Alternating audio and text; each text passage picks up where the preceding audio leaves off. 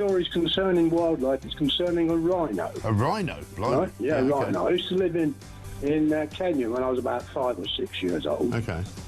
And we were in this wildlife park in a grey Morris Minor. This rhino started chasing us. There's me and my sister in the back seat. Right. It was like something out of Jurassic Park. Yeah. We were turning around saying, "Believe it, Dad. Just put your foot down, Dad. We're in a field.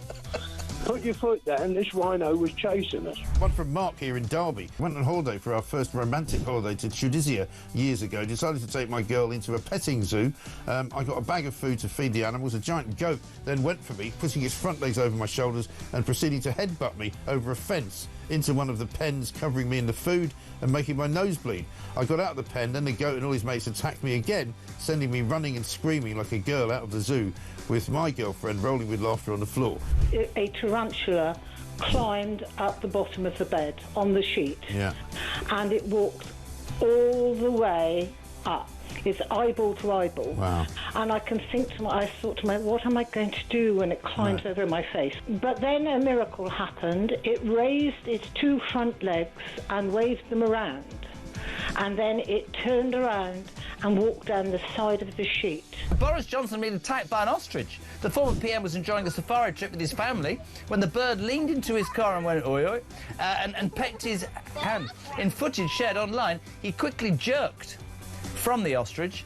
Don't dirty minds away from the ostrich, and shouted, "Oh, Christ, get hell," before driving off. And so I just set it out there. Have you been attacked by an animal? When I was about 7, says Trevor Jenkins, on holiday in Spain in the 70s, a monkey pulled my long hair. It was long because in the 70s I was in floods of tears. And as the family car drove out the car park, an elephant ripped off the car mirror. We got the message. Spanish animals aren't to be trusted. Jeremy, Brittany here from the United States. I was spurred by a rooster in my right foot a few years ago. Spurred? How do you get spurred by a rooster? One here from Dan in Hampshire. Morning, Mike. As an Aussie that has been dive-bombed by our version of the Magpie, which is much bigger, across the UK, on DAB+, on your smart speaker, on your smart TV, and on your side. This is Talk.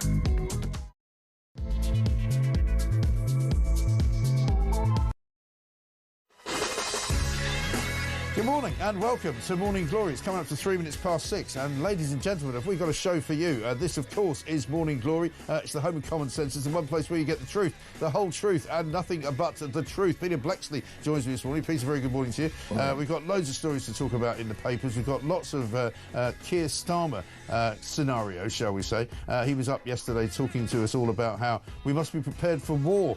We must, batten down the hatches. We must, arm ourselves against the Russians, who are apparently, according to John Healey, the Secretary of State for Defence, attacking us every single day in one way, shape or form. The problem is, of course, that Keir Starmer hasn't got any money because Rachel Reeves has spent it all. So therefore, he's going to have to try and find some money to build some submarines. He's going to have to try and find some money to build some missiles. He's going to have to try and find some money to recruit some people to pay them to be in the army.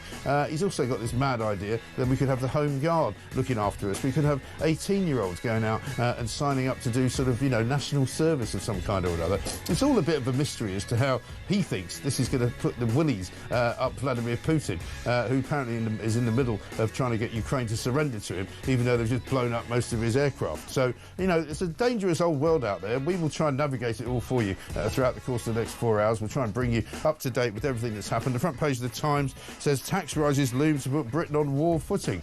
Well, as most people have said, and many military historians have said over time in the last 24 hours, you can't really have a war when you're ready. You can't really have a war when you've finally got enough money to have one. You can't really have a war when you want to have one. You can only have a war when there is one. And, of course, we can't necessarily decide when that's going to be. Lots of other big stories on the front pages this morning. The Sun and the Daily Telegraph both go with the new hunt for Madeleine McCann. Police will today start a fresh dig for Madeleine McCann's body down in Portugal, in Praia de Luz, where she went missing in 2007. When she was 3 years of age. Cops new hunt near Praia Holiday Flat, it says, Police are in a major new hunt for Madeleine. It says on the front page of the Daily Telegraph, more than 20 sites to be searched today, including a house linked to a German suspect, Mr. Christian Bruckner. He lived there, and of course he has always been suspected of being involved in some way, shape or form. We'll get to that. Tory warning over backdoor blasphemy laws, the front page of the Daily Mail. Kemi Badenoch warned of the impact of creeping blasphemy laws last night after the conviction of a protester who set fire to a copy of the Quran. Well, I mean, that's another massive story as well. We've got lots more to talk about, including the problem that we're going to have now in hospitality. Rachel Reeves is now responsible for a third of pubs being under threat. Restaurants as well, which could be shutting down as a result of all the extra taxes, the national insurance, the minimum wage rise, and basically the ball of destruction that she has been levying on the entire nation. 0344 499 1000 is the number. This is Morning Glory. Let's get it on.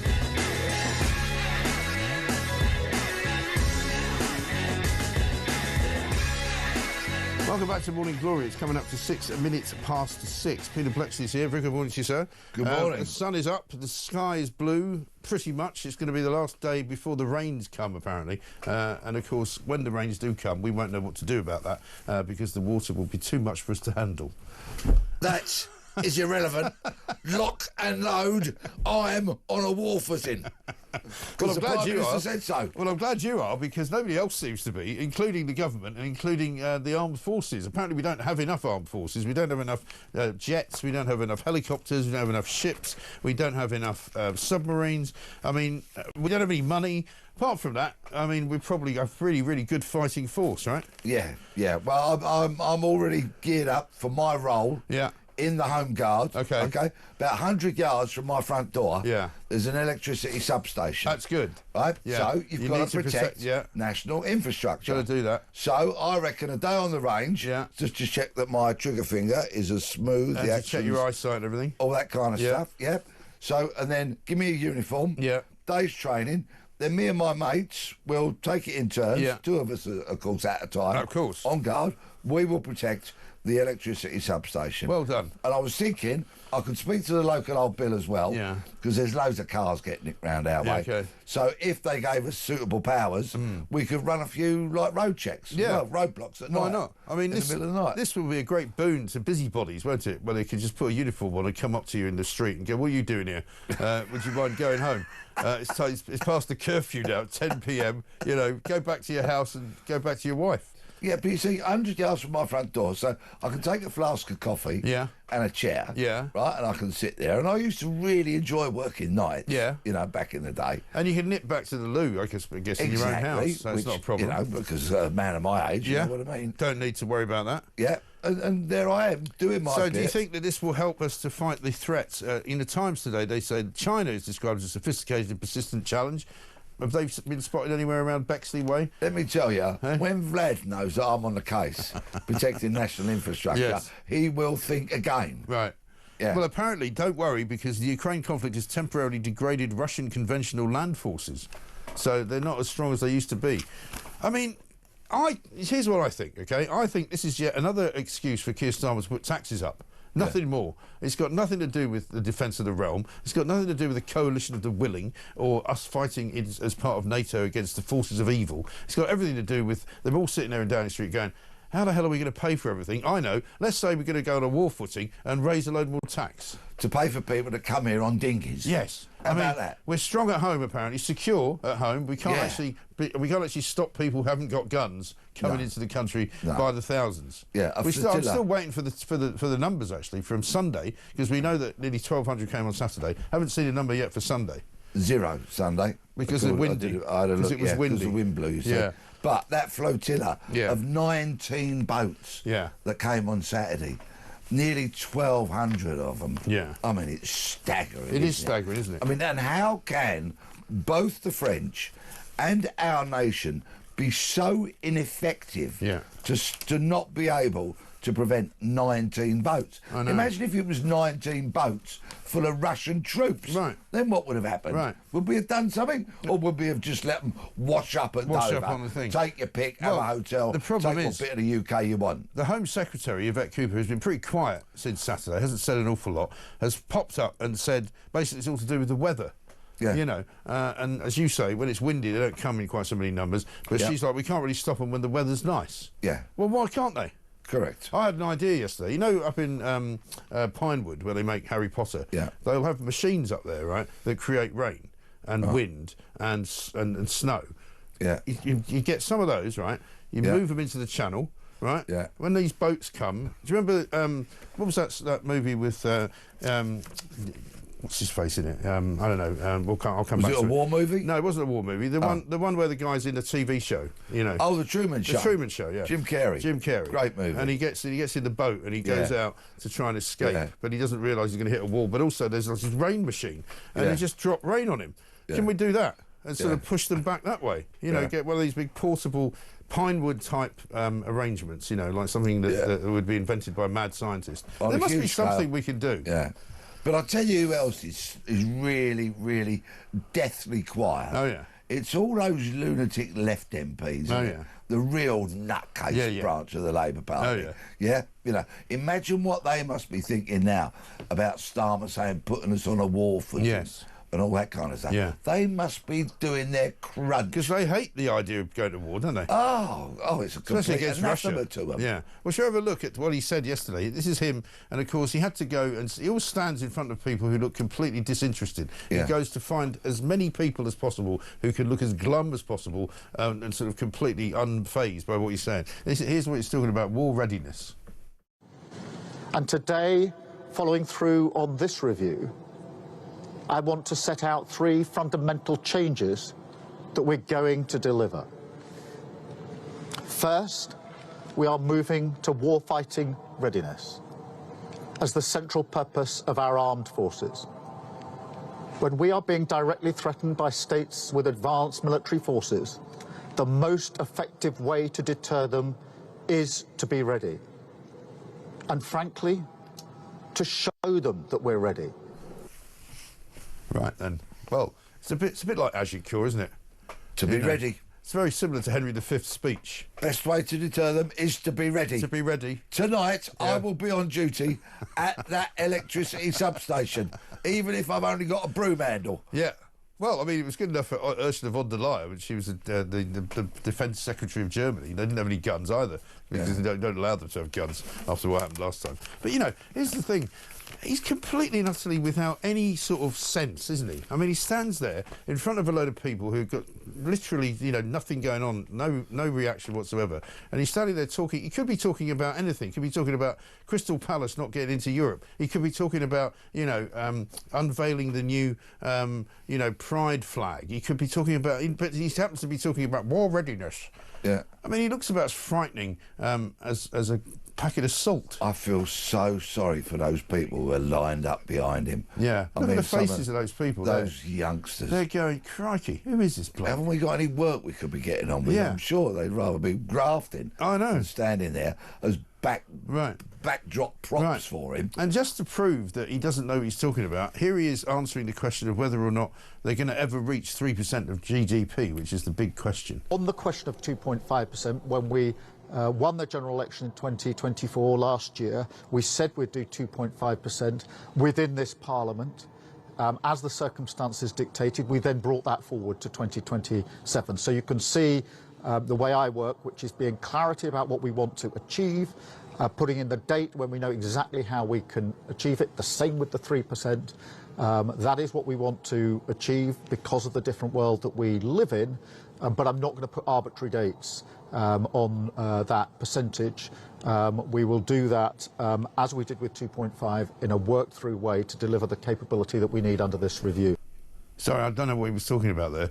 I sort of lost interest in the middle of it. Well, the bit that grabbed me was we won't put any dates on it. No arbitrary dates. He doesn't like putting dates on anything. But he started saying he did like putting dates on things. He said he did put dates on things, and then he says he doesn't. He doesn't want to be held to account. But, you know, that Jordan McSweeney, who's like head of his comms, Morgan isn't he? McSweeney. Morgan McSweeney. Yeah, the genius. Right? The genius behind the curtain. He's like the Wizard of Oz. You know, he sits there going, yeah, this will work. I mean, surely that bloke needs to be looking for another job, You doesn't think? he? I mean, look at last week when Starmer did his other set piece pieces to the media, you know, with the crowd behind him. And he turned that into a complete kind of press conference about Nigel Farage. Yes. When he promoted Nigel Farage. He mentioned him 16 times. Yeah. And promoted him, actually, to the head of His Majesty's opposition. Yes. You know, as opposed to Badenoch. I mean, the geezer just hasn't got a clue how to do politics, does he? He really doesn't. Considering he's a politician, it's really not great news, is it? I mean, in the Mail today, there's a piece from Chris Philp talking about how he's basically a liar. You know, because it's not just now the people of this great nation that are calling him a liar. And he put out a tweet, right, in which he says, "You have every right to be angry about small boat crossings. I'm angry too." Can you imagine? Keir Starmer angry. We are ramping up our efforts to smash the people smuggling gangs at source. Hundreds of boats and engines seized. Well, I haven't seen that. Illegal working raids up. Almost 30,000 people returned. Chris Philp, the Shadow Home Secretary, basically says he's a liar because he hasn't returned 30,000 people. He's returned 30,000 foreign nationals who shouldn't have been in this country. Only 2,000 of them, though, were illegal migrants. 2,000, not 30. So, I mean, the guy is a congenital liar, compulsive liar, and everybody knows it now. It's embarrassing, isn't it? And then he goes and does something yesterday that so many of these politicians, they try to echo or mimic the great orators of our time that we've had as prime ministers. Of course, most notably Churchill, Thatcher, people like that who could stand up and galvanise a nation with a speech. Right. And all this bunch of recent times turn on, tune out. Yeah. Because they're just because appalling. he talks like an automaton, right? He doesn't make any sense. Let's have a look at what he had to say yesterday about the small boats, which aren't very small. In relation to border security, I want to be really clear, nobody should be making that journey across the channel, and it's our duty to make sure that we ensure that they don't. We are working very closely with our counterparts in France and elsewhere to take further action in northern France, and of course we are giving enhanced powers to our own law enforcement through the Borders Bill, which is currently going through Parliament. The reason we stood down the Rwanda scheme was because it cost a fortune and only a handful of people went on a voluntary basis to Rwanda, and it didn't deter anybody. I'm not up for gimmicks. I'm up for the hard work of working with partners, enhancing the powers that law enforcement have in my determination to take down the gangs that are running this vile trade. Oh, he's going to take the gangs down now. I thought he was going to smash the gangs. He's taking them down now. Taking them down. Forgive me for repeating myself. Yeah. But on Saturday, 19 boats with just under 1,200 people were able to wash up on our shores. No, they didn't just wash up, right? Yeah. They only have to come halfway. Exactly. We then pick them up. Yeah. The border force goes, oh, never mind those little boats you're in. They look a bit sketchy. So why don't you come on board our boat and we'll bring you back into port. Yeah. And that way you can get a nice blanket, a nice bit of pizza, maybe some sandwiches. Have you got a phone? No. You lost it, have you? OK. Where are you from? Iran. Are you? OK. Do you have friends here? Oh, yeah, I've got family in Leicester. Oh, in you come then. No problem. And welcome to a country that is on a war footing. It's a war footing. So you're now going straight to Salisbury Plain, where you will be put through 13 weeks of arduous military training. Combat training, After which you will serve in the British Army. That's a good idea. Yeah. And also working with our counterparts in France, right, who were last seen taking pictures of the illegal migrants as they were leaving their shores. You know, au revoir, as they were pushing them off, taking pictures for presumably their scrapbooks. They're not exactly trying to stop them. One of the government ministers, I think the other day, claims that the French are going to start arresting them in the water. Why would they do that? Why are you going to arrest somebody for leaving? I said this yesterday. Why would you arrest anyone for leaving the country when you don't want them there? So 1,200 on Saturday. They'd now be into their third day of military training. Yeah. Because we always hear they're all fighting age men, aren't they? They are. So we just stick them on coaches, send them straight to Salisbury Plain, where they can be introduced to some of our brilliant regimental sergeant majors, who will knock them into shape. They'll get a haircut and all that kind of stuff, fit them out for uniform, and turn them into fighting age men. They will, of course, swear their allegiance to the UK because they're so happy to get here. Yeah. They will. Can we not be like the start of Full Metal Jacket where they shave their heads as well? Yep. Yeah. They will learn English, of course. Yep. They'll be fully fledged, proud British citizens serving in our great military. There you go, I've solved it all. That would be nice, wouldn't it? Done on a Tuesday. Ian from Lancashire says, if we're on a war footing, does that mean it's not safe for people to claim asylum? I mean, that could be an interesting one. What for the a lawyers. brilliant point. Yeah, well said, Ian. I don't know is the straight answer to that. We'll have to take a little pause and consider our position, obviously, because we may have to keep an eye out the wind. Maybe we should open the blind up in case there's any missiles coming in. You know, because you've got to be on your guard at all times. Yeah. You know, you see an Exocet coming up the River Thames. You know, you get out of the way. Should we get all the makeup? See if they've got some camo paint. For Good us? idea. We can... Brilliant. Yeah, absolutely. I'll come in tomorrow in full dress uniform. It's 6:20. This is Morning Glory.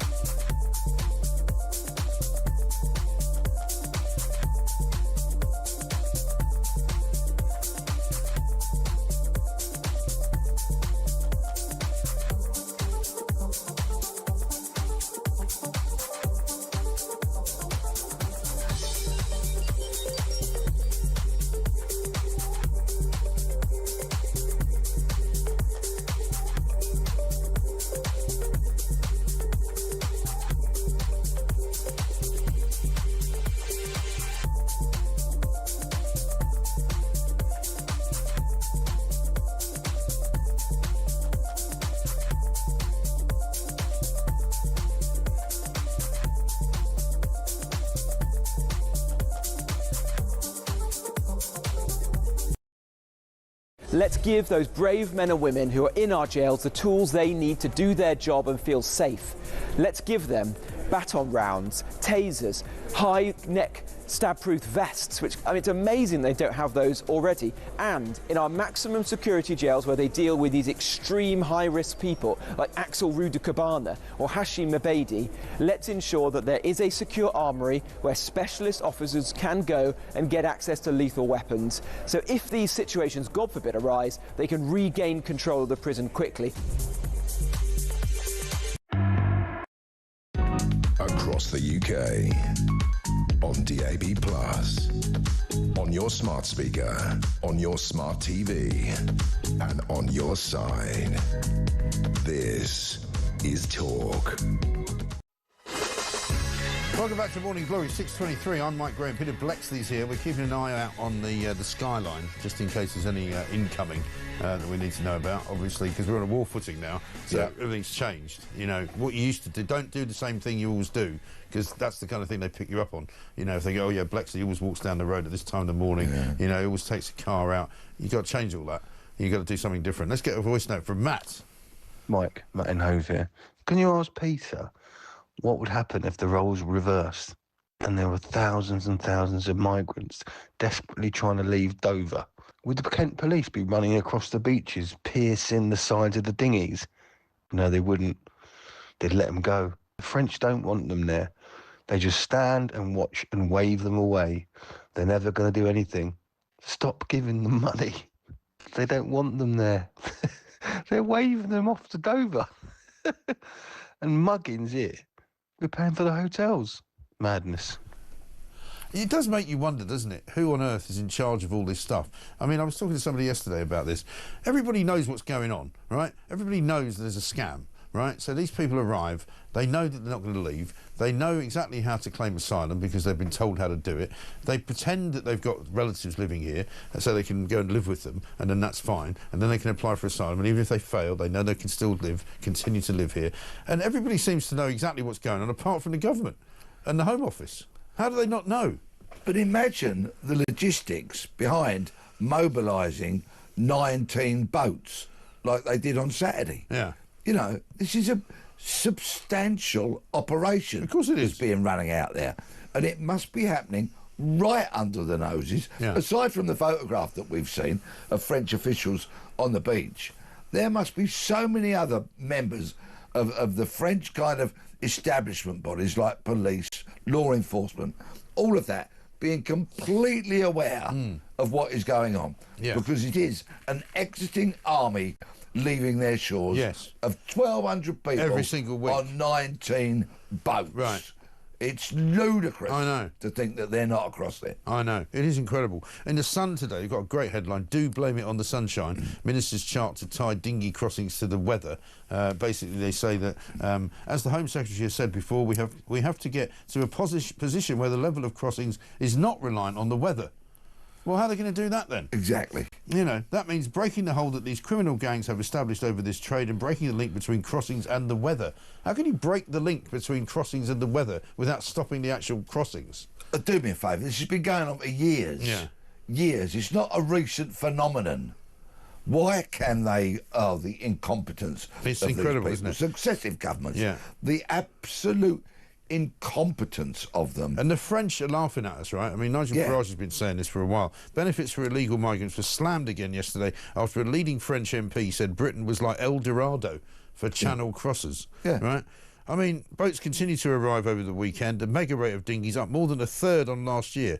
And meanwhile, Starmer just stands there and talks absolute and utter rubbish about what he says he's going to do. Yep.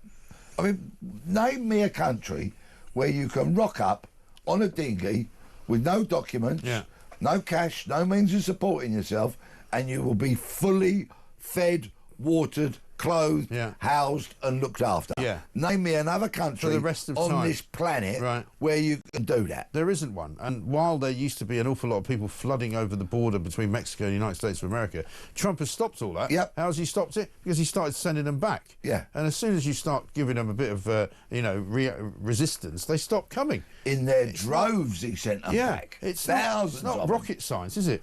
No. Becky says Putin's not stupid. He'll just send his troops over on the boats, obviously. Does the idiot Stomer, says Barry in Spain, really believe that we don't know what he's up to? He's full of it. Frighten the people and you can get away with anything. But, the cynical part of this is that, you and I can laugh at it because we can. But there are probably older people who remember wars that we've had in the past who might be quite frightened by some of the things that these Labour stooges are coming out with, saying, oh, we better be ready for war. We're getting attacked by Russia every single day. You hear those kind of sound bites, people get nervous. Yeah, but I think if we point out the ludicrousness of it all, we're not only doing a favour to your audience, we're showing him up for the clown that he is. He is a clown. He's absolutely that. Got a bit of breaking news. A high-profile member of Wakefield Council's cabinet has resigned, accusing the Labour Party of breaking promises with breathtaking ease. You know what his name is? Michael Graham. Sounds even weird for me to say that. He said this: promises have been made and broken with breathtaking ease for the betrayal of waspy women who were left to shoulder an injustice that still remains unresolved, to the farmers and the fishermen who were assured their livelihoods would be protected but now face growing uncertainty and neglect. Very true.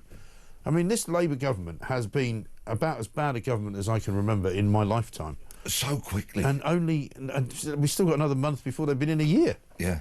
It's quite incredible, isn't it? That'll be an interesting day when the media, the papers and everybody acknowledges a year in power. Yes. And looks back over that year. Because there's nothing good, is there?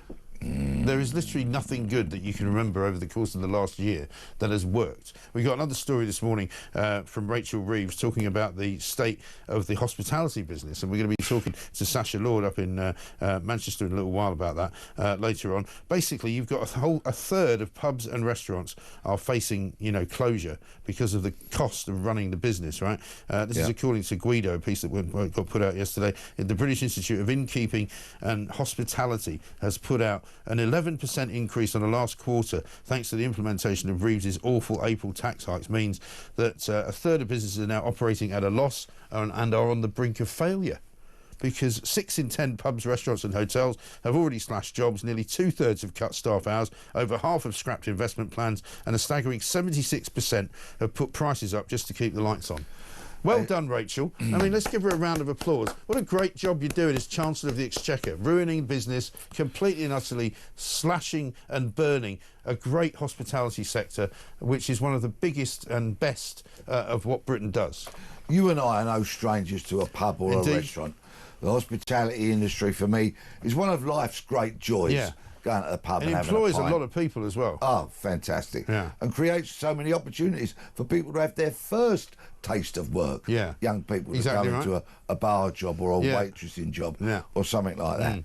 And it really is, if you're fortunate enough to have a few quid left at the end of the week, to be able to treat yourself, to go into the pub or Yeah. going for a bite to eat, I Right. think is so quintessentially who we are, Yes. what we are as a nation. And to meet your mates and to chat over whatever is going on that day. And have a laugh. And have a laugh, yeah. Yeah, Something that this government clearly is incapable of doing. Yeah. Have they only made laugh- it illegal yet? No, well, they would probably make it illegal if they could. I mean, they do that ridiculous kind of Richter's grin thing when they're trying to say they've got good, you know, and she's the first woman chancellor, and, you know, we're building a theme park in Luton, you know, and all this. Unbelievable.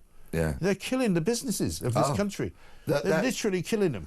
The national insurance hike and the minimum wage hike were a double whammy to hospitality that clearly they are really struggling with. Yeah, of course. And we've lost so many boozers in recent years. Yeah. All right, we've got... They're closing at the rate of knots, aren't they? Yeah, oh, hugely. Yeah. And it's eroding so much of what is the fabric of British culture. Yeah. Now, I understand a lot of the youngsters now perhaps don't drink like we drank when we were youngsters. So that's having an impact. We also have a changing demographic. In 1951, there were 26,000 Muslims in the UK. Now, there are millions of them, and they don't drink. So that will affect pubs in areas where there are heavily populated Muslims gathered together. And so it goes with taxation and such like. Pubs, restaurants are struggling. They need help. They don't need to bear the brunt of Rachel Reeves's tax hikes. Right. None of which is working for her, because they're now saying, as I said before, they're going to have to raise taxes on front page of the Times in order to put Britain on a war footing. So we come back to that again. So we're not paying enough taxes for us to be on a war footing. So this is why I believe that this is what it's all about. Let's just put more taxes on the people, and we can't think of any other way to do it. Will I get tax relief as a fully signed up member of the Home Guard? You might do. But you might get a few expenses for your, uniform, maybe a bit of subsistence, perhaps, 25p a day or something like that, the odd cheese sandwich. They're not very generous, with I mean, I'm willing to feed and walk to myself, really, when I'm standing on guard. Have you got a tin hat? When I'm on duty. No, I will need a tin hat. Yeah. I've got a tin foil one. Have you got a tin foil hat? That'll work just as well. Margaret in Birmingham says, "Morning, Mike and Peter. The working people standing behind Starmer looked so bored. The man in the orange hat's expression was priceless. I bet all their grandparents had their winter fuel taken away, yet had to back him up, fingers in the ears time." I mean, this is the trouble. There is no group of people in this country that doesn't hate Keir Starmer and the government. And that now includes all the people in the public sector who they've already given a pay rise to, who now want another pay rise, and they're being told, no, you can't have one, we haven't got any money. Doctor, they're coming back for another huge lump, aren't they? Yeah, and they don't want you to call them junior doctors anymore. They want you to call them resident doctors now. Resident doctors. Yeah, I'm going to keep calling them junior doctors, just because I know they don't like it. Let's get a voice note from Sue. Morning, Mike. Sue here from Farncombe. He won the election based on lies and no one had anywhere to go, and he is the most insincere wooden tool I have ever seen. I mean, when somebody like Sue is driven to make that statement and actually record it and send it to us, that tells you the depth of feeling in this country. Sue's obviously a lovely woman, is calling the Prime Minister of this great nation a tool. He is. She's not wrong. I have no hesitation in describing Sue as the salt of the earth. That's what she sounds like to me. Yeah. And as you point out, motivated at just after 6:30 in the morning to get on the blower and express her discontent and contempt for the man that is running this country. Yeah, it's allegedly. extraordinary, isn't it? Tony says this: since 2018, 150,000 illegal migrants, young men mostly, have invaded the UK, an army double the size of the British Army. Fact. Yeah. Very good point. It's true. Absolutely right. It's a shocking state of affairs. When is somebody going to grab this thing by the neck and sort it out?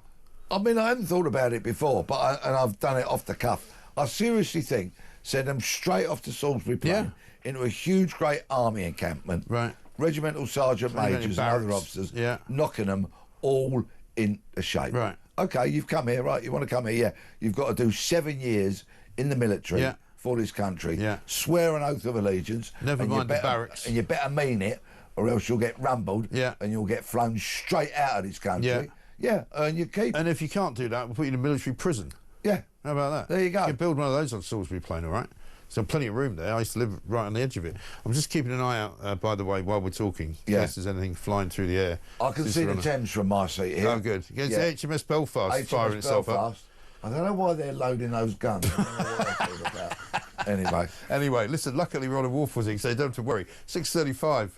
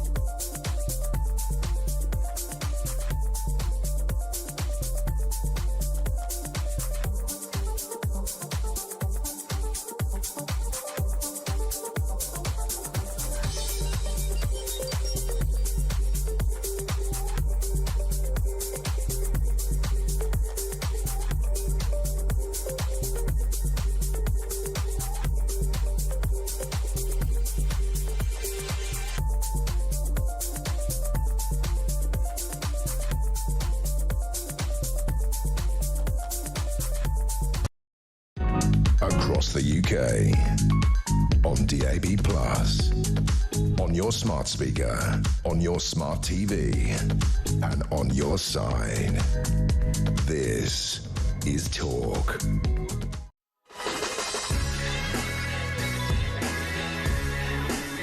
Welcome back to Morning Glory, 6:38. I'm Mike Graham. Peter Blexley is here with me, of course, as well. Lee says something rather prescient on Twitter. Is war footing the new COVID? Restrictions on the people for their greater good.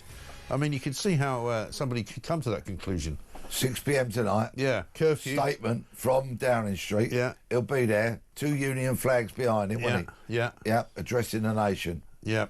I must urge you to stay at home. Yeah. You know? And, you know, stock up on cans of beans or something. Yeah, ridiculous. Keep your distance. Ridiculous. The other big story this morning, of course, is Madeleine McCann. Front pages of several of the newspapers. The Sun has got radar search and dig for Maddie. Telegraph's got police in major new hunt for Madeleine. German cops face a race against time to charge suspect Christian Bruckner. This is a guy who's in prison already, but is due, I think, to be released around about October time. Yeah. And they worry that they might be able to find the remains of Madeleine, who went missing in 2007, long time ago. 18 years ago, I guess. She'd be 22 now, wouldn't she? This very long story, Yeah. which goes on. And much as I'm hard-nosed former detective, if you look at the front page of the Sun today, there is a photo that I've seen before, but it still melts my heart, of 3-year-old Madeleine with an impish grin, clutching tennis balls to her chest, smiling over her shoulder, and you think, that poor little mite. I know. That poor, adorable child. Where is she? What happened to her? Of course, we want the answers. So, these new searches that have been announced, my note would be, don't get overly excited, but let's remain optimistic. Yes. I I guess the question would be, from the police point of view, is if they've got this idea of searching these areas around where she went missing, why have they not been searched before? Or have they? Indeed. Because just about everybody on the planet knows about the case of Madeleine McCann. But so be it. They're going to search areas that they think they haven't searched before. What they're using is ground-penetrating radar. And what this radar will do, it won't identify a particular item. What it does identify is ground disturbance.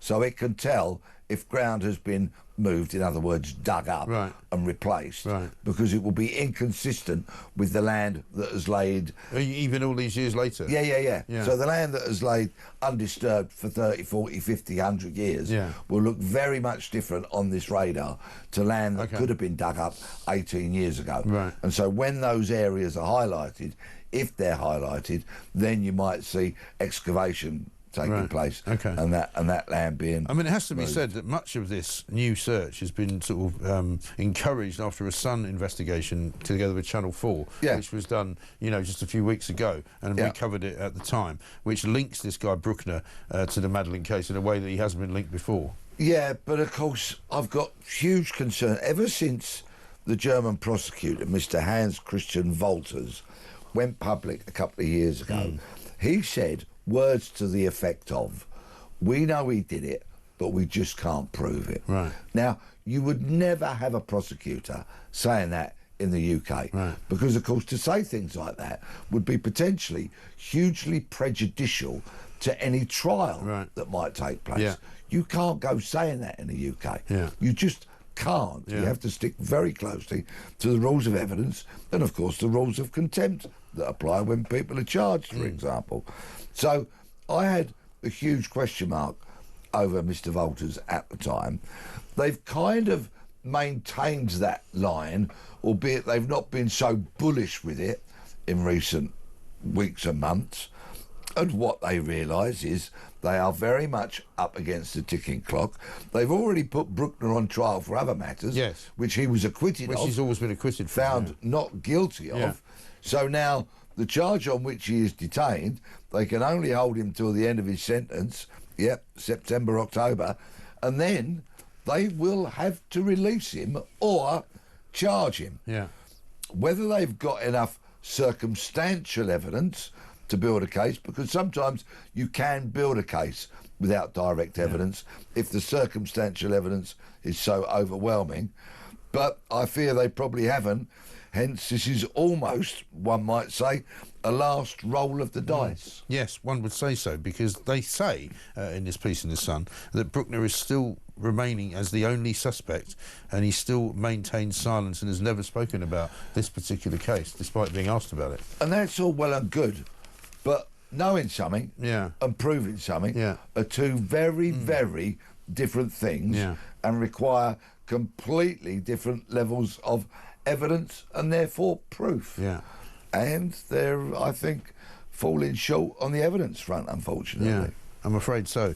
What about AI? I don't know whether AI is going to have a role in sort of, criminal investigations, or whether it already does have, but the front page of the Times today, according to Sir Tony Blair, says Britain should lead the way with AI doctors and nurses, or risk being left behind in the biggest upheaval since the Industrial Revolution. He says people shouldn't be frightened of artificial intelligence. I think we should be at least wary of it and cautious about how it's deployed. That's what I think. Some of it's just absolute jank, isn't it? I was scrolling through some newspapers the other day, and they clearly had an AI voice narrating a news story.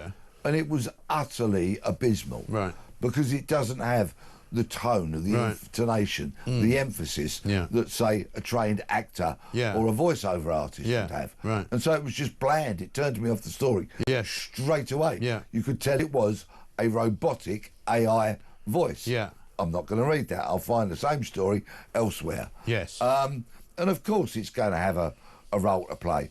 But every day when I don't hear the name Tony Blair is a good day. So because you have brought his name up this morning, today is not a good day. And here he is, yet again, yesterday's man, spouting off about things that I wish he'd rather keep his trap shut. He can't keep his trap shut, though. He's incapable of doing that because he's got so much to say and so much to tell us all about. He says basically you could use AI to speed up the process of government. I mean, can you imagine an AI version of Keir Starmer? Couldn't be any worse, could it? Well, you know, I declared a long time ago on this show that Keir Starmer has, in fact, been taken over by the Chinese or the Russians and that they implanted something into him when he went on a trip out there. Is that why he's on a war footing now? And it is why his voice is being controlled. It's why it sounds so AI. Yeah, it does. He's being controlled by a foreign power. Yeah. And so it comes as no surprise. But he's like the Manchurian Candidate. Yeah. Or something like that. Who's he played for? Crystal Palace. You could have AI tutors, you could have AI nurses, AI doctors. I mean, if you could see a doctor or an AI doctor or an eye doctor, what would you fancy? Which, I mean, would you want to see an AI doctor? I don't know. I don't think I would. I'll tell you what we've got actually today, because we played this a little while ago. There's a mad roundabout which has been converted into an even madder roundabout up in Hemel Hempstead. I don't know if you saw it when we did it last time. It's a Dutch-style roundabout, right? But if you want to have a bit of AI, check this. This is how to drive around it. Because it's that complicated, they needed a tutorial. Here we go. When driving, be prepared to give way to people walking and riding bikes.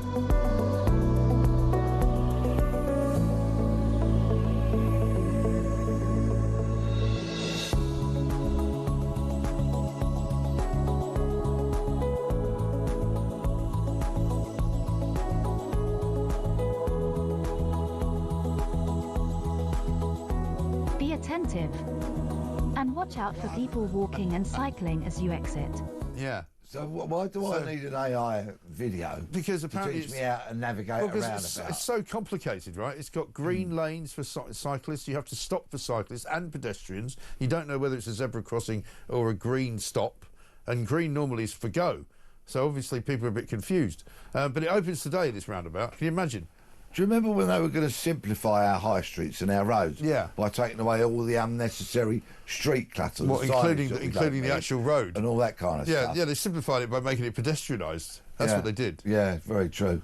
And now they've just made that overly complex. You see, don't tell me some AI program designed that roundabout, did it? As well, people tell me in Holland these roundabouts work very well. That's because people in Holland are not like British people. There's not very many of them, and they're all on bikes. Yeah, and they're probably happier than us. They are, definitely. Road rage. I know. It's absolutely ridiculous. If you're up in Hemel Hempstead, we'd love to hear from you. If you've gone around this roundabout today, you know what to do. 0344 499 1000. Tina says the women of this country have been on their own war footing of having to be on alert and protecting themselves using the vast amount of men that have invaded the country. Says Tina. Very well said.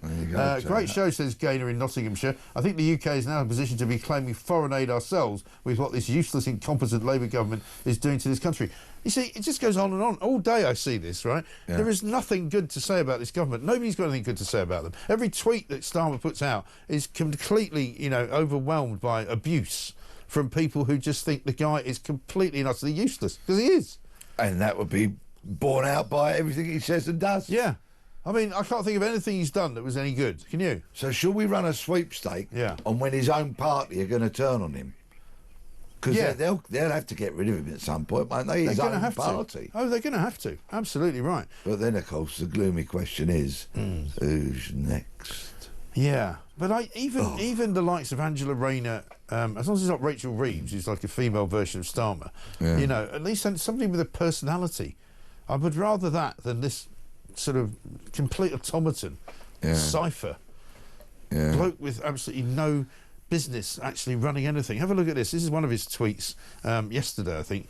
Investing in British people. Things that we hold dear. Because when it comes to security and renewal, nothing works unless we all work together.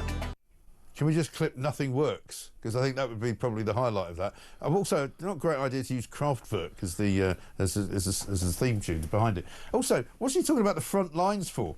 You know, from the supply lines to the front lines. What, are we going to be in a war now? I've just seen thousands of Russian sailors coming up the Thames on a military boat, courtesy of that video from Starmer. I'm going to get in the lift and I'm going to stand on the water's edge until they shoot me, because I'd rather that than listening to any more Starmer videos. Surrender to them. Really? I was actually in a pub not far from here, funnily enough. It's right underneath Tower Bridge, sitting there with Steve Denyer, and a military ship actually came up, and it turned out to be the Japanese Navy. They were playing the theme from Darth Vader. You know, which was actually quite funny. But, I mean, they could have been invading. You know, you never know. You could keep your eyes peeled. I bet there weren't 1,200 of them, was there? There was a lot of them. They were all standing on the deck. Yeah. So, I mean, it looked like a couple of hundred. Yeah. Not 1,200, no. Yeah. No, I certainly would have noticed 19, you know, dirigible dinghies coming up the Thames. You'd have noticed that. Yeah. That wouldn't have been allowed. Anyway, 6:51. Peter Blexy's here. We've got more to do. We should talk about... What else coming up? Oh, yeah, I know. Let's talk about Lord Hermer. Apparently he's had some media training at the cost to the taxpayer of about 500 quid, but he's never given an interview. So what was that for? 6:51.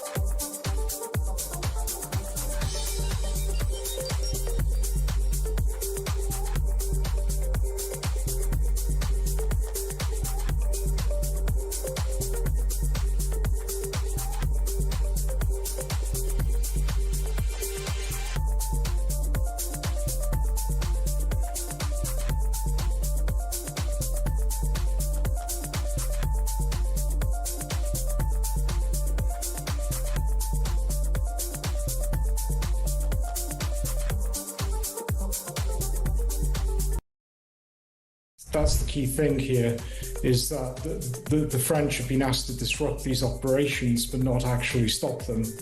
And that's the key problem, because ultimately the French do not want these people in their country. They believe it's Britain's responsibility to create the deterrent effect. And I don't think we should rely on the French at all to stop this crisis. Ultimately, that deterrent effect needs to be created within this country.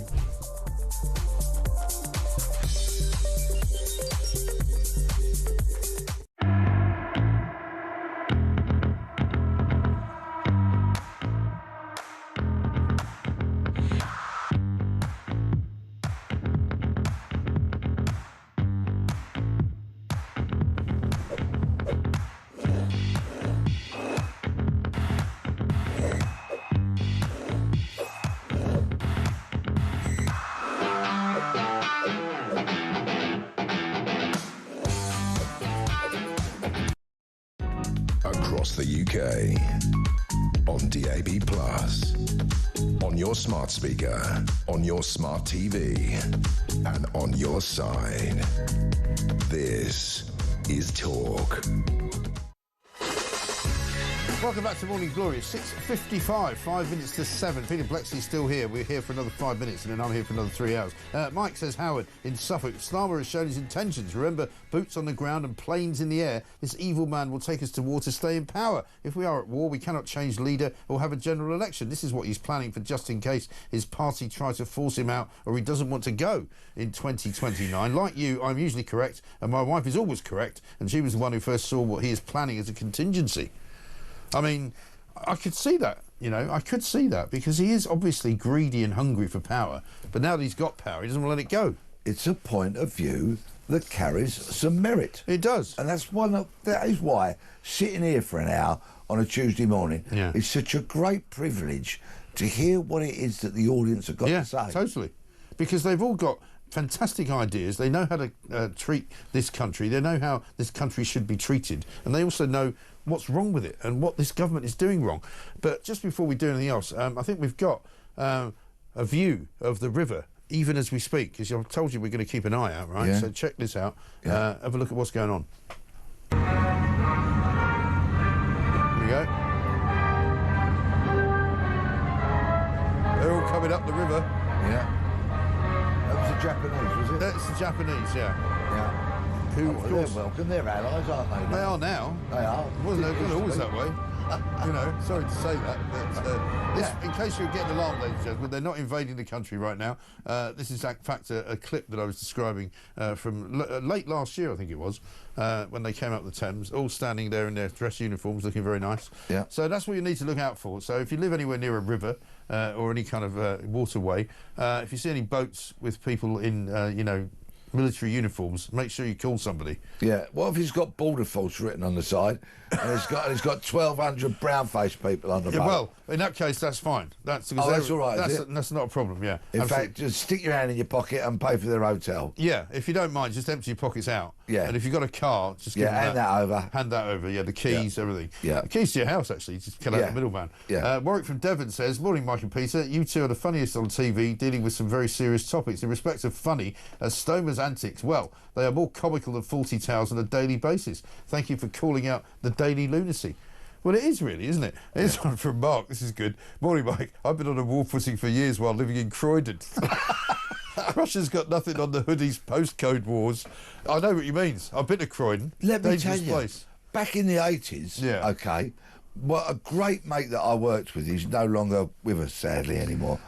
He came from Croydon, and we would go to Croydon on a Friday night or a Saturday night. There was Cinderella's, there was it Sinatra's, and not only were there great clubs, and it was a great place to go, there were wonderful department stores, and the suburbs of Croydon were really aspirational. Yes. Going to Croydon was an aspirational thing to do, whether it be to drink, dance, party, shop, Have a or night live. out, yeah. And look what's happened now- to it in recent times.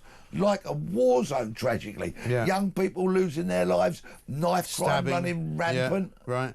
Kids stabbing each other. That's where one of those events happened, wasn't it? Just before you go, quickly, let's talk about this blasphemy law by the back door. Hamid Koskan, aged 50, was convicted yesterday of burning a Quran, effectively. So now that apparently is an illegal act. Yeah. Well, let me tell you something. I'll rattle through this quickly, if I may. Back in the day, when I was a cop, if, for example, somebody took a Quran and burnt it outside a mosque as hundreds of people are coming out on a Friday afternoon from prayers, right? Yeah. I would nick that person for breaching the peace. Right. Just to get them off the street, get them out of the way, and stop their idiocy. Sensible. Yeah. Likewise, if somebody went to Canterbury Cathedral and burnt a copy of the Bible when worshippers were coming out, you're nicked, breaching the peace, get in the van, mind your head. Right. Right? But now, of course, this drip, drip, drip, and this dangerous charge here, I think, shows a lack of common sense, a willingness to persecute people for expressing their views about religion, and I think it's the thin and rather dangerous end of the wedge. Yes, I think you're very well said, Peter Blexley, and said it within the perfect timing as well. Brilliant. Good to see you, Peter. See you next week, if not before. Coming up, we're going to talk some more about that Quran story. Plus, of course, we're on a war footing, aren't we?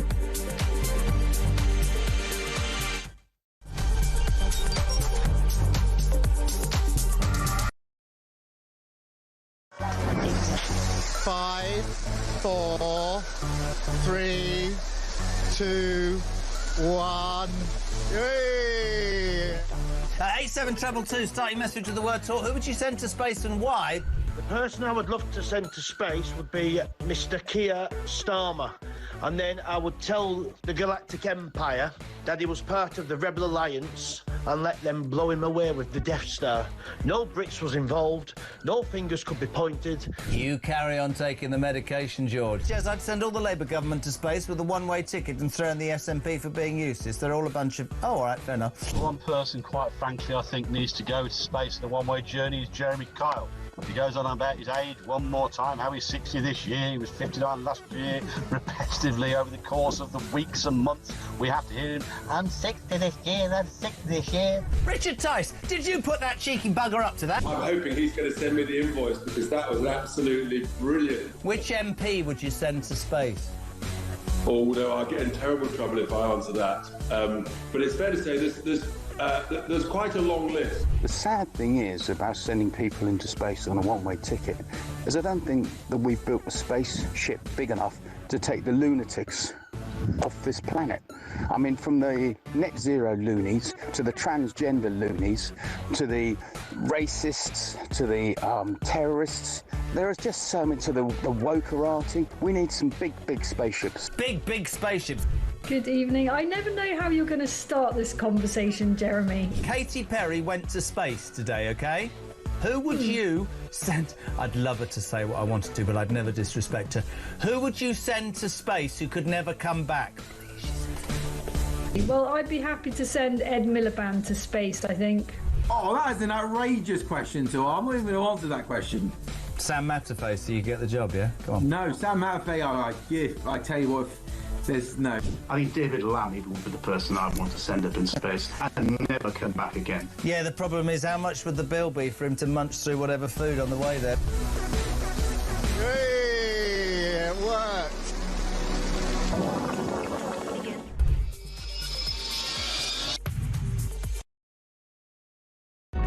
Across the UK, on DAB+, on YouTube, on the app, on your mobile, the home of common sense. This is Talk.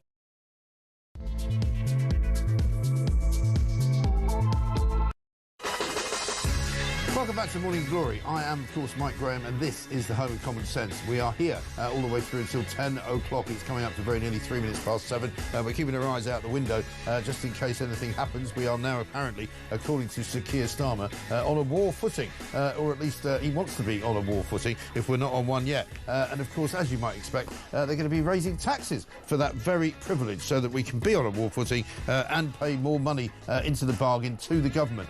My suggestion to you is that while they may have a point about the fact that the world might be getting to be a much slightly more dangerous place, and we have denuded our military capabilities over the years, and we have to thank the Tories for that in as much as we can thank the Labour Party as well. The bottom line is here that they've run out of ways to tax us, so this is now the latest scam that this government is going to come up with in order to raise money to continue to spend in the public sector. I'm not sure if you're convinced, like I'm not convinced, that this is going to become some kind of great growth bonanza, that we're going to suddenly create hundreds of thousands of jobs in the defence industry, that loads and loads of highly skilled people are going to suddenly emerge from the woodwork, and we're all going to be given great jobs to build rockets and build submarines and build warplanes. I mean, it all seems to me to be a little bit of pie in the sky, if you don't mind me saying so. A far bigger concern for an awful lot of people in this country is the fact that we can't even secure our own borders when people are coming in without guns. They're literally walking off a boat into this country. 1,200 of them on Saturday, none on Sunday apparently because the weather wasn't very good, but the weather's looking reasonably fine today, so you would have to expect that from yesterday and today there will be another few hundred, if not a couple of thousand, coming over, and we are now looking at something like 38,000 people having come here since Labour got into power last July. Yeah, very soon they'll have been in a year, and I can't think of anything that they have failed at more than the migrants crisis. Let's have a listen to Trevor. Hi Mike, hope you're well. Trevor here from Norwich. This is the British government we're talking about. They're unable to stop the boats. You're having a laugh, aren't you? If we wanted to stop the boats, we'd stop the boats. Us normal people want to stop the boats. The government for unknown reasons, do not want to stop the boat. Yeah, they don't seem to want to try very hard either, do they? Morning, Mike. How does the fool expect to take on Putin when he can't even defend the English Channel for an unarmed illegal migrant, says Tim in Cambridge. A very good point, which an awful lot of people are sharing. Also this morning on the front pages, an awful lot of them going with the new search for Madeleine McCann over in Portugal. Radar search and dig for Maddie, it says on the front page of The Sun. Radar will scan 15 feet down in Praia da Luz in Portugal, where little Maddie vanished from a holiday flat in 2007, aged just 3. We'll bring you details on that as it develops throughout the course of the morning as well. It's 5 minutes past 7. This is Morning Glory. Let's get it on.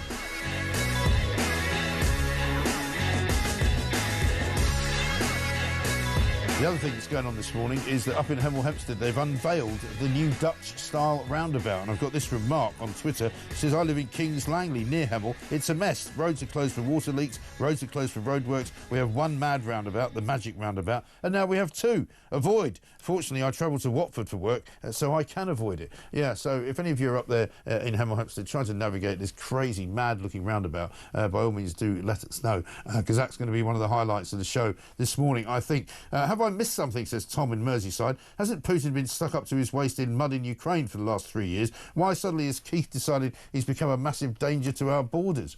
Well, it's a very good question. Maybe we should ask James Heal, Deputy Political Editor at The Spectator. James, very good morning to you.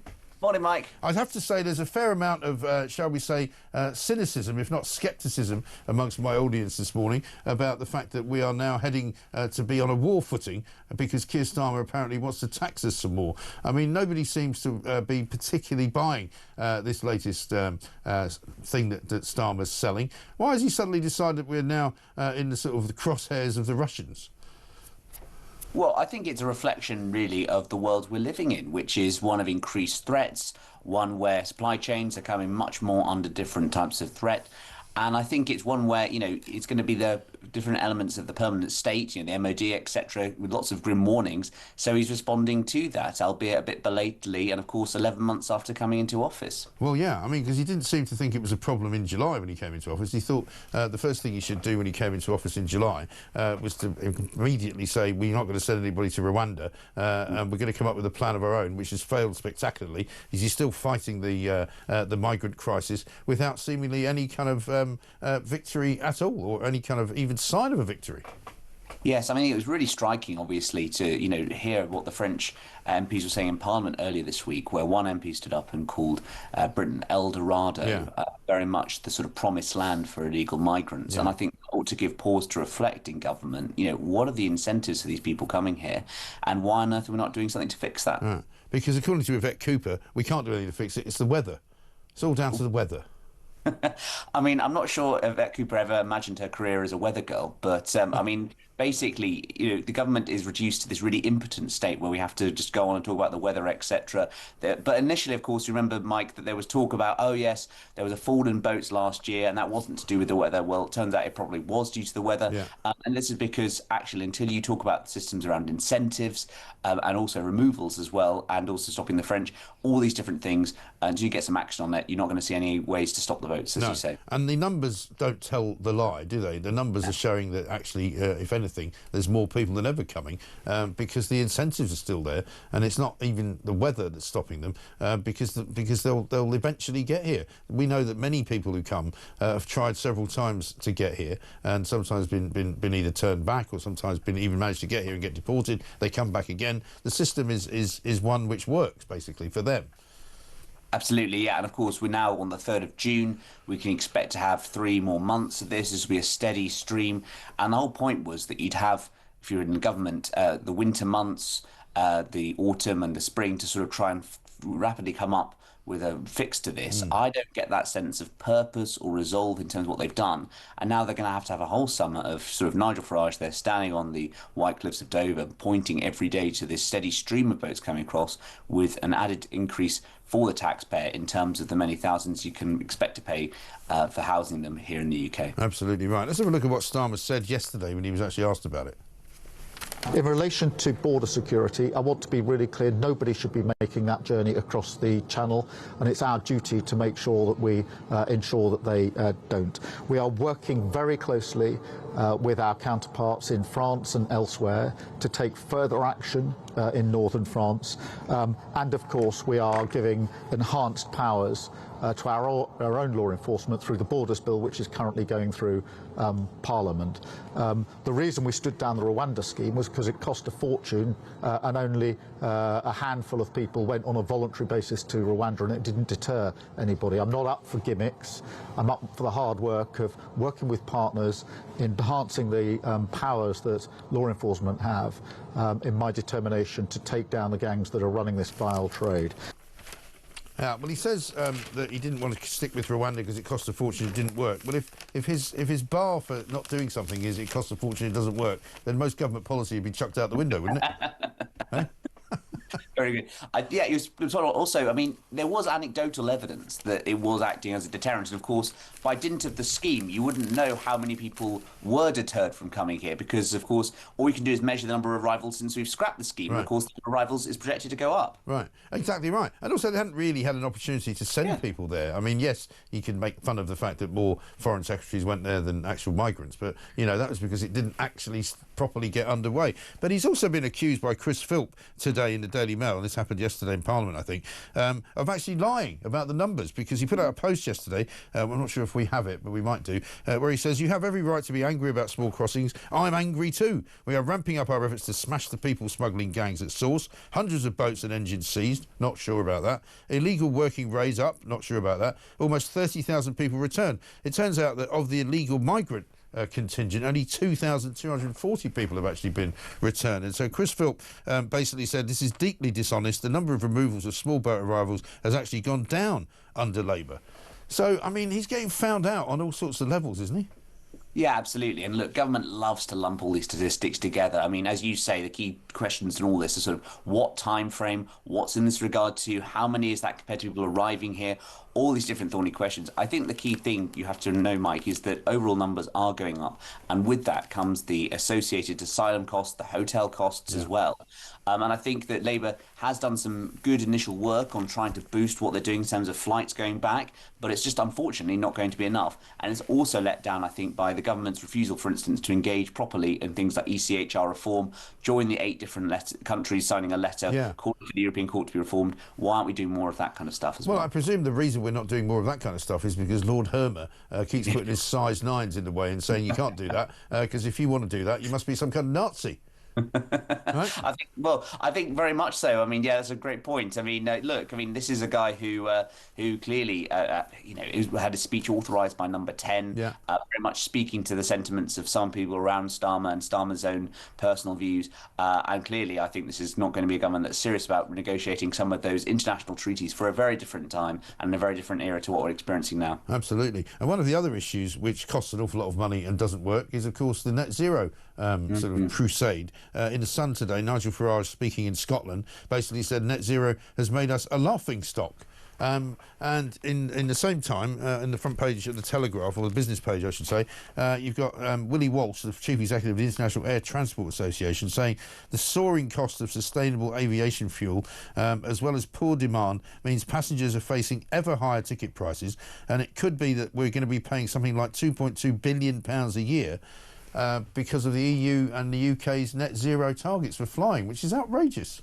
Yeah, absolutely. And I think this is one of the key parts of the energy debate, which is the second order consequences. So it's like, OK, so you want to have, more action to tackle the green crisis. Fine, OK. But of course, that means it's higher knock-on consequences for things like travel, for things like fuel and energy, which is why, for instance, we've got 5 times higher energy costs than the Americans.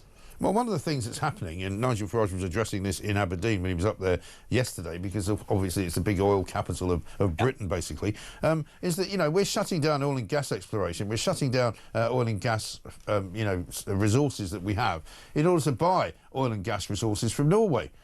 Which makes absolutely no sense at all under any kind of, rule of thumb that you want to use.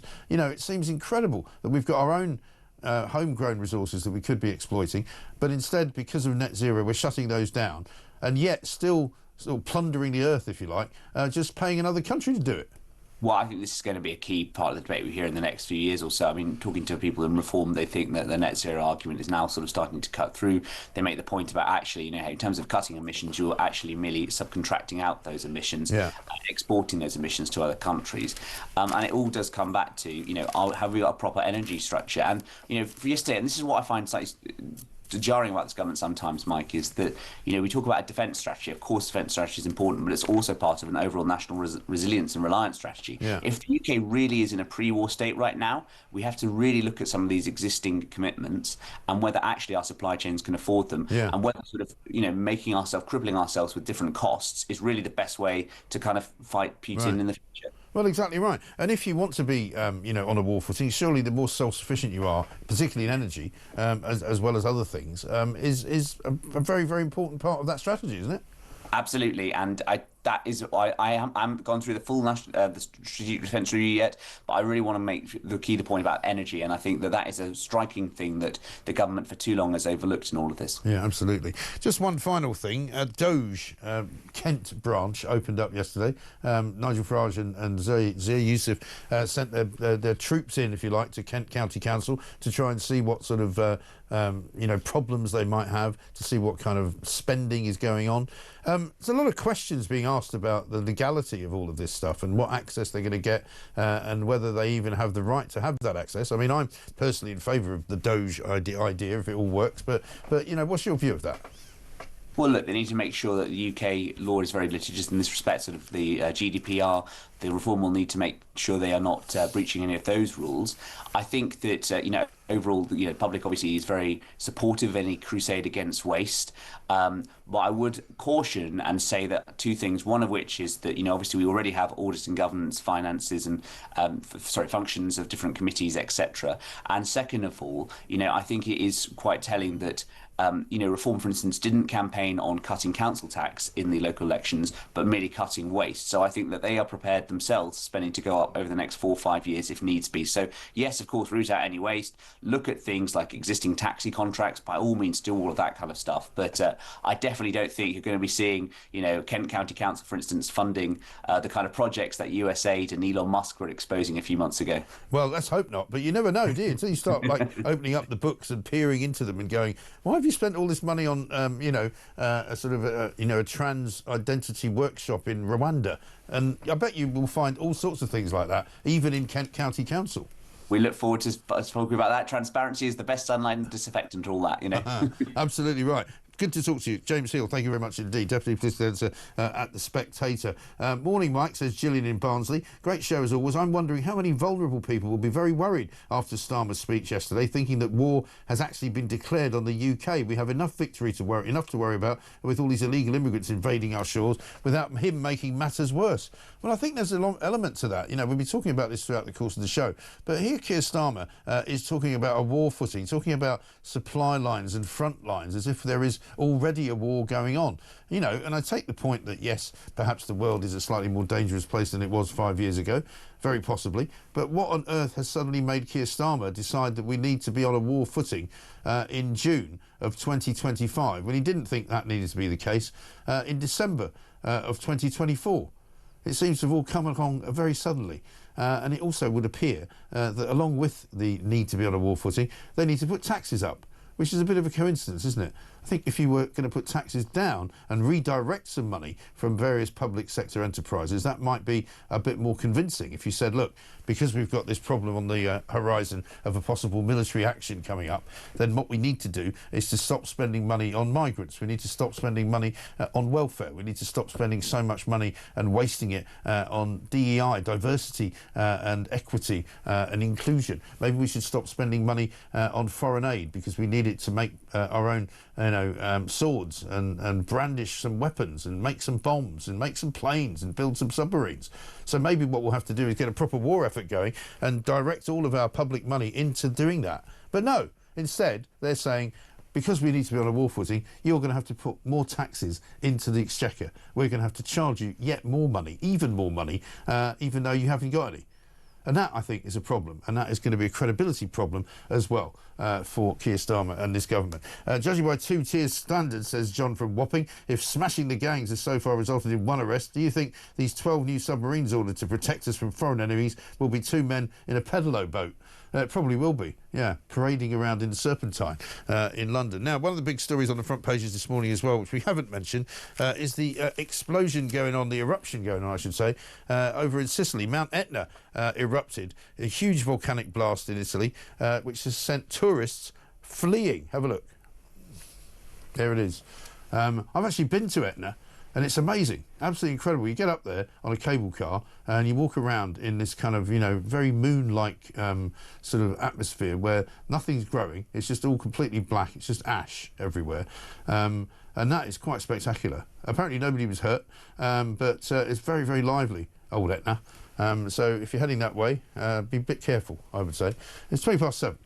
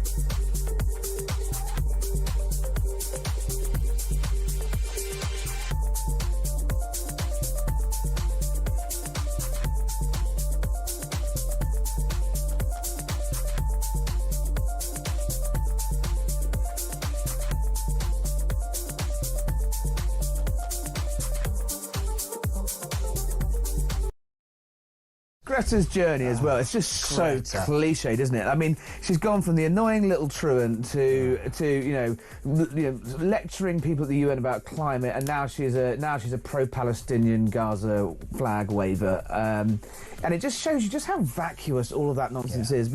It's the protest for protest's sake. What does she even actually know about any of this? She's a rent-a-crowd, rent-a-gob, bandwagon jumping, irritating little twerp.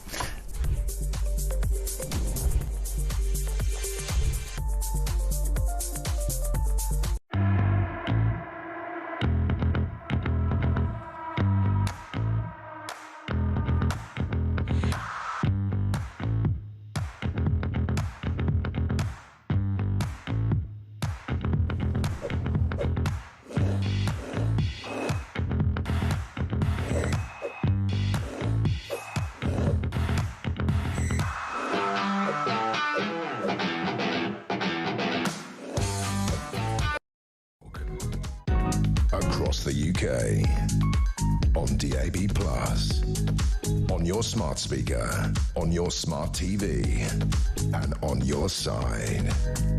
This is Talk. Welcome back to Morning Glory, 7:24, very nearly. Here in Spain, says Howard, in Seville, they're flying the illegals that arrive on the Canary Islands over to mainland Spain and putting them up in hotels like the UK government is doing. What on earth are they doing that for? And Anne from Wales says, we are now in a position where Starmer has lied so much we don't believe anything he says. The danger is when something real comes up, we will wave it away. It's a cry wolf scenario. Well, I think that's right. It really is a cry wolf scenario. Speaking of crying wolf, though, how about not crying wolf and actually finding yourself being found guilty for a crime which, according to the Daily Mail, the front page of the Daily Mail, and Kemi Badenoch, is a blasphemy law now in this country by the back door. A man who set fire to the Quran was up in court last week, and the case was heard for a couple of days towards the end of last week, and it's now obviously reached its ending, and he's been found guilty, basically. He was also paid £240 and a £96 statutory surcharge after being found guilty of a public order offence motivated by, and these are the words of the court, hostility towards members of a religious group, namely followers of Islam. His name is Hamit Koskan. I think he's a Turkish Kurd who came to this country because he loved the free speech that it offered. He now says he wished he hadn't bothered. Sam Armstrong's here from the Free Speech Union. Sam, very good morning to you. Good morning, Mike. I mean, we waited for this hoping that it would not be a blasphemy law by the back door, but I'm afraid it kind of is. I mean, I was talking to Peter Blexley about this, and he said, you know, if somebody had been doing this outside a crowded mosque where people were coming out having been inside for some prayers or something like that, you know, he might have arrested him on a public order offence. But this would appear to be something different. This is about telling somebody that you cannot burn a Quran, basically, or you will risk prosecution.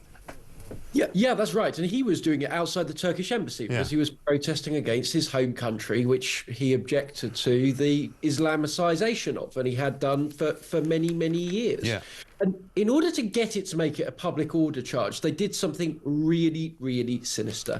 They said that his conduct was disorderly. It had been disorder. Why was it disorderly? They said, well, because it provoked somebody who was at the scene to go back into their house, to come out with a knife and to repeatedly stab him, having shouted, "I'm going to kill you." Yeah. We have decided in this country that the extreme reaction of some fundamentalist Muslims to displays of free speech is such that we are going to punish not the offenders, not the perpetrators, but the victims. Yes. Attacked by two people. One of them is facing trial for possession of a knife, we can't name him, and for a very minor assault charge. The other one has never been found. They didn't even seek to track him down. Yeah. Surprise, surprise, he was a Deliveroo driver. They haven't made any attempt to track him. On the other hand, the prosecution sent one of the top barristers in the country, someone who's meant to be prosecuting murder at the Old Bailey, to prosecute this man for one of the most minor offences, but it's a criminal offence nonetheless. This was the most transparent act of two-tier justice I've ever had the misfortune to witness as I sat through that courtroom. Yeah, it is ridiculous, isn't it? But it's a worrying trend because we've seen it in the police actions as well, haven't we? Where, you know, when you have one of these pro-Palestinian marches and they've actually removed people who were Jewish on the basis that, you know, it was for their own safety, and sometimes arrested them for their own safety, when actually the people who are making the threats are the people who should be getting arrested. Yeah, but we know that this is going on in this country. We just pretend that it isn't. Yeah. And we've banned ourselves from speaking it. We know that a teacher that showed a picture of Muhammad in a class on blasphemy cannot return to school. And he's still in hiding, I think, isn't he? He's still in hiding. We know that there are a large number, that's the truth, a large number of people who we fear would commit terroristic acts of violence on the basis of conduct that we think is lawful, ought to be free speech, etc. And the cowards, the absolute cowards we have in charge of this country have determined that the quickest, easiest, simplest way to deal with it is to scare most of us. And for those like Hamit Koskan, who came to this country having been locked up in Turkey for protesting the Islamic government there, who can't be cowed by the law, who can't be cowed by fear, they are going to use the authorities, they're going to use the law to clamp down on them to ensure that we have imposed an Islamic blasphemy code in this country. Yeah. Now, I'm not anti-Muslim. I wouldn't burn a Quran myself, but we don't have a blasphemy law in this country. We've made that decision. You can go and burn any book so long as it's yours. At least that was the law until yesterday, until this absolutely disgraceful verdict. Yes, indeed. Nick Timothy MP is quoted in the papers this morning saying he's going to introduce a bill next week which will counter this. What exactly do you think he's going to be doing? Well, I think we're yet to see the details on this, but I can tell you one thing for free. Keir Starmer ain't gonna wear it. And I'll tell you for why. Because last year, during the election, Keir Starmer had a brilliant result everywhere except from Labour's inner cities, where we saw 5 pro-Gaza independents elected. And he is terrified about losing some of Labour's heartlands. And that's why when a Labour Party backbencher stood up at PMQs and says, can we have a blasphemy code? He didn't say no. He said, oh, how important it was that people respected the norms of other religions. Yeah. This is a guy that is deliberately leaving the door open to this because it is politically convenient and advantageous for him to do so. It's shocking, that, isn't it? And also the fact that Lord Hermer is hanging around in the background probably doesn't help either, because we know what his antecedents are and what he believes to be the most important things to uphold in British society. He prefers to punish people for sending tweets and burning Qurans, and he does actually locking up rapists and paedophiles. Yeah, but it doesn't go for everyone, of course. So back in the day, there was a case about can you desecrate sacred objects in public as an act of protest, and do your human rights protect it? And in that case, it was a case about desecrating the Stars and Stripes, the American flag, and a woman was brought on exactly the same charge for court on that charge. And her barrister, who, by the way, was wearing a pair of Stars and Stripes underpants, argued that human rights laws meant you could do that because it was a big protest. And who, Mike, was that young barrister? I know what you're going to tell me. I'm now disturbed by what you've just told me, because I didn't know about the underpants line, but it was Keir Starmer, wasn't it? It was Keir Starmer. Keir Starmer says you can desecrate the flag of our closest ally, but if you want to burn a Quran, we're going to nick you and we're going to pull you before the courts and throw the book at you. That is the appalling two-tier double standard that runs right through the heart of our legal establishment. Absolutely extraordinary stuff. Sam, good to talk to you. Thank you very much indeed. Sam Armstrong from the Free Speech Union, giving us the lowdown on what actually happened in the court yesterday to this unfortunate man who should never have been prosecuted, right? I didn't particularly want to see people burning books either, but he's got every right to do it. And I bet you if he'd been burning a Bible, he wouldn't be facing court time at all. Hamid Koskan facing as £96 statutory surcharge, £240 of a fine, guilty of a public order offence motivated by hostility towards members of a religious group, namely followers of Islam. How unsurprising is that? Let's get a voice note from Matt on the war footing. Who do you think you are kidding, Keir Starmer, if you think we're all so dumb? We are the voters who will stop your little game. We are the people who will make you think again. 'Cause who do you think you are kidding, Keir Starmer, if you think old England's done? Brilliant. Absolutely brilliant. Matt, well done, sir. Very well played indeed. That will haunt Keir Starmer. We're going to play that, I think, all the way through the show this morning, because it is, of course, the theme tune from Dad's Army, for those of you not old enough to remember that. I'm sure some of you have still seen it. It's still doing the rounds, I think, on TV. Absolutely brilliant. The Home Guard, of course, Peter Blexley says he's going to go and sit on a chair outside his electricity substation at the end of his road, just to make sure the Russians aren't trying to kibosh it in some way, shape or form. And, of course, any one of you may be called up to do your duty for this great country of ours. Unfortunately, many people have said to me already, why would we fight anything for Keir Starmer? Keir Starmer just wants to tax you some more. I've sussed Keith Starmer out, says Joe from Norfolk. He's lying about the war footing. Labour desperately need money, having overspent. They promised no more tax rises. However, they are making out we are on a war footing, as they think we are so stupid that when they declare in the next budget taxes will rise, they will say it's for paying for defence, but nothing will go on defence. It will all just pay off the unions, the doctors, the teachers. I put money on this, and it is the real reason. Joe, you're absolutely right. I mean, I sussed them out a bit earlier than you, because I said it at the start of the show. Perhaps some of our new military equipment could include migrant dinghies. They seem to have incredibly efficient stealth technology, says James.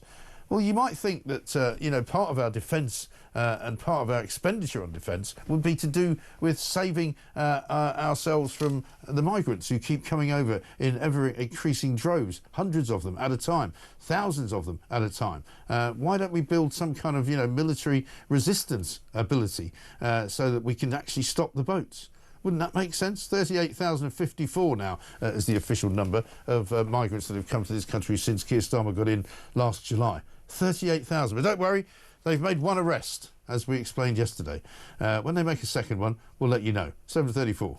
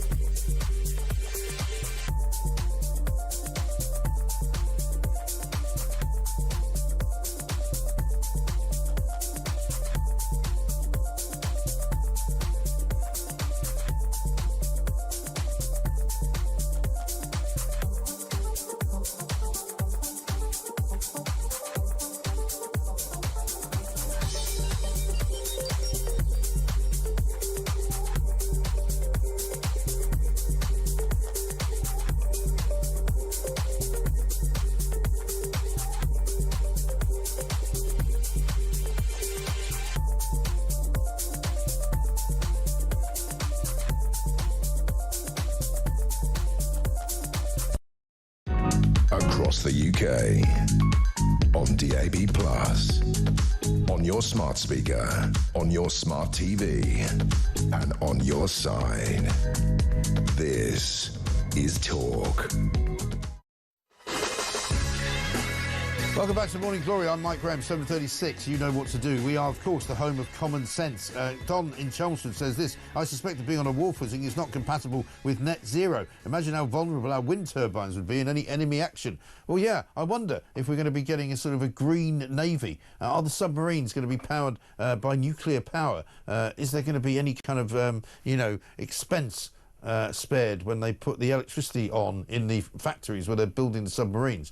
Is that all going to be generated by wind? I very much doubt it, because of course this government can't get anything right, unfortunately. A bit of breaking news for you. We just showed you earlier some footage of Mount Etna erupting in Sicily. It looks as though there's now been a powerful 5.8 magnitude quake felt very strongly in Greece and Turkey.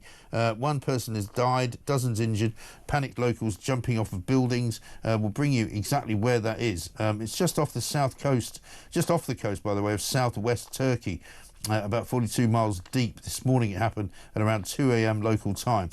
So we will try and bring you more details on that, precisely where it is. A lot of people might be on holiday in that part of the world. Right now, though, let's get a voice note from B. Morning, Mike B from the Midlands. Just one quick point. I've come to the conclusion that Herma, Starmer and co really, really hate the UK and would like to see it changed forever. Have a great day. Absolutely right, B. Thank you very much indeed. Well, you know, there is no part of this country that hasn't been affected by the uselessness of this government, and no bigger area, of course, than the farming community that we have, because we've seen that basically Rachel Reeves' tax rate on farmers actually is going to backfire in a big way, and it could end up actually costing the Treasury more money than they'll be collecting. It could be as much as £2 billion, because reduced investment and job losses will lead to a further slowdown in the economy. And this is analysis from a very, very well thought of think tank. Let's talk to Gareth Wynne-Jones, who's a farmer himself. Gareth, very good morning to you. What a day, mate. Good to see you, sir. terrible business this government seems to be doing. Not one part of it appears to work at all. It now seems as though their ideas of raising money have all kind of backfired. You guys are still, I presume, at loggerheads with them. What's the situation? Well, it's not getting any better, is it? You know, they haven't listened to any of the unions. They haven't listened to any of the protests we've had, and it's all been peaceful. It's all been sensible, and it's all trying to start a discussion with these people. We're seeing job losses already, you know, in some of these tractor companies. Now, you know, if you're going to tax an industry like this, people are going to slow down on spending, slow down on investing. And the scary bit for me is that we're watching food inflation rise, and we are sleepwalking into food shortages because, you know, globally there is problems with the farming community, as in growing crops. They are cutting down, you know, red meat across the world, from New Zealand to, you know, Europe into this country. They're bringing down the numbers of livestock, and it's a scary time to be. Food security, you know, he's just said how he's going to spend so much money, you know, protecting this country. But how good are we at protecting the food sector and the farmers? They're the people that you're going to need every single day. So I really don't get this government, and they haven't got an iota of an idea on what they're doing to our industry already. We have had one person take his own life, and many others are feeling very low, and the mental health in the industry is serious, to be honest with you, Mike. Yeah, no, I can see that. And I mean, in terms of the way that that Starmer was parading himself around yesterday, talking about putting Britain on a war footing, surely one of the things that you want to do if you're on a war footing is produce all your own food, so you don't have to have it shipped in from places where there might be wars affecting it. Exactly, my friend, and we've seen this during the Ukraine war at the beginning, you know, the breadbasket of Europe, protecting that was a big thing, but now we're seeing everybody forgetting what the farmer is here for. Everybody in government, I mean, you know, the support we're having from the general public is fantastic, but we need to be driving this home, you know, before people go hungry. And what this government doesn't realise, that 20% inheritance tax is going to have to go somewhere. So people are going to be cutting back on investment, and we're going to have more for our products. Now, beef is, you know, gone through the roof. Lamb is going through the roof, and it could happen to a lot of the other parts of our industry, and that is going to hit the poorer people in society. They are not going to be able to afford food, and that's what Labour should be protecting, the poorer people. They haven't got a clue what they're doing. They really haven't, and as I say, it goes from bad to worse, because the analysis that's coming in from Family Business UK says this morning that basically they won't even make any money out of it. You know, all of these grand plans that Rachel Reeves laid out in her budget, you know, there's no money coming in from them. In fact, if anything, it's quite the reverse. Economy, you know, they're slowing down what we do as investing. We're seeing people in factories and in our local areas here as mechanics on you know, these tractor companies. They're pulling people's jobs out. And this is a whole circle that needs to be addressed. They're not listening to the people that are working the land, that are feeding them every single day. And they are going to go hungry if they're not careful, and we need to address it. They need to listen, and they need to stop this stupid inheritance tax before it damages the whole country. Yeah. And even if they didn't stop it, they could tweak it, couldn't they, and make it so that it's less damaging to genuine farmers. You know, we've spoken before about this, Gareth, where if they wanted to go after people who are not actually farming land, but they're using, you know, farmland as an excuse to avoid paying tax, go after them if you want, but don't go after ordinary, regular, hard-working farmers. Totally agree with you. You know, if that remit was going to be at the multi-millionaires, you know, that have invested into land to stop paying tax, yeah, go after them. You know, 11, 12, 15, 20 million, these people that have invested. But for me, it's working farms that are producing food should be protected. Behind me is my working capital. I get 1% back from that working capital. It's tiny. And, you know, we work 365 days a year.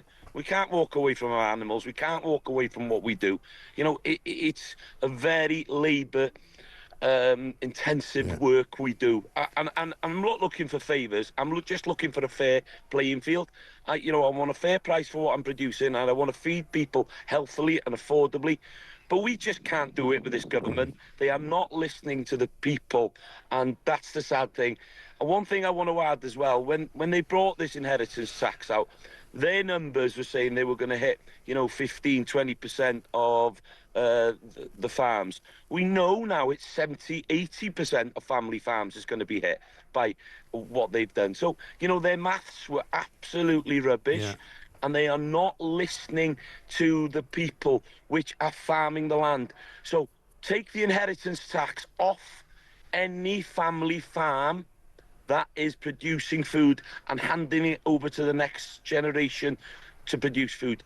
Yeah, if you want to tax them on the solar that they're making or on building, yeah, which is fair enough, but not on family farms that are producing food to feed our nation affordably. No, exactly right. Well said. Gareth Wynne-Jones, good to talk to you. Keep up the good work. Thank you very much indeed. Gareth Wynne-Jones, farmer there, defending his right to do exactly what his family have been doing for decades and for centuries and for generations, creating the food that we actually want to eat, actually bringing something good into the world as opposed to what this government is doing, which is trying to tax everybody out of existence. It is absolutely extraordinary. Let's get a voice note from Nick. Isn't it amazing how Starmer loves to showboat in front of working people? It'd be interesting to see how many of those would have put their hands up and said they would vote for him if a straw poll was asked for. I bet Starmer would have been embarrassed then, because none of them look like they particularly liked Keith Starlin. Have a good day, guys. Yeah, thank you very much indeed, Nick. Yeah, they don't look as if they're enjoying it, do they? Every single time he stands in front of any group of people, they all look absolutely bored to death, and they don't even think that what he's saying is of any interest to them. And that is the problem, because he can't answer questions. He doesn't answer questions when he's asked them by the press, who have basically now turned on him completely. And, with every outing that he takes, he just looks worse and worse and worse, more out of touch than he was the day before. It's just extraordinary. We'll play you some more Starmer clips coming up in the next hour, because coming up we're going to be talking about the Birmingham bin strike. Yep, it's still going on, believe it or not. This from Tim. The United Kingdom requested that you put the Dad's Army song we just heard on your website pages. We want to play it everywhere. Well, we'll try and do that. We'll definitely get the clip up because it is fabulous. Absolutely brilliant. Morning, Mike, says Michael. He is the guy who burnt the Quran was not protesting against any individual. He was protesting against religious symbolism and a religious system. So being prosecuted for causing harm or distress to individuals is wrong. It was an expression of opinion. Yeah, I couldn't agree more with you, Michael. Well, hopefully somebody, and possibly it might be the Free Speech Union, will try and appeal the case. But, of course, they'll say it's a public order offence. It's not worth doing. But at the end of the day, everything is worth doing when it changes the way that we are treated by any government in any way, shape or form. Coming up, we've got loads more to do. This is Talk.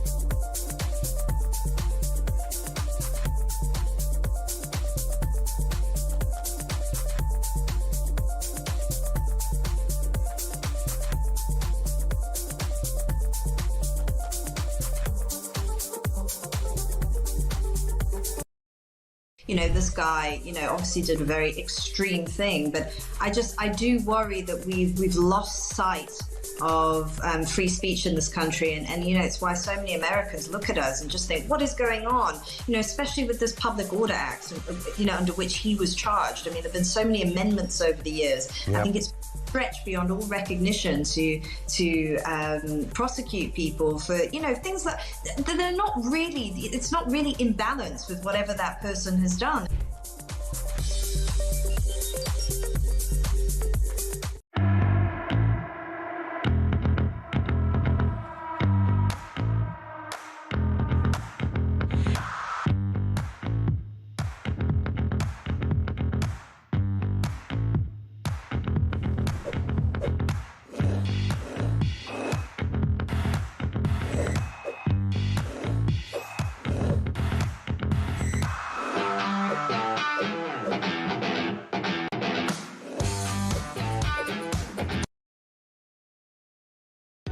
Across the UK, on DAB+, on your smart speaker, on your smart TV, and on your side.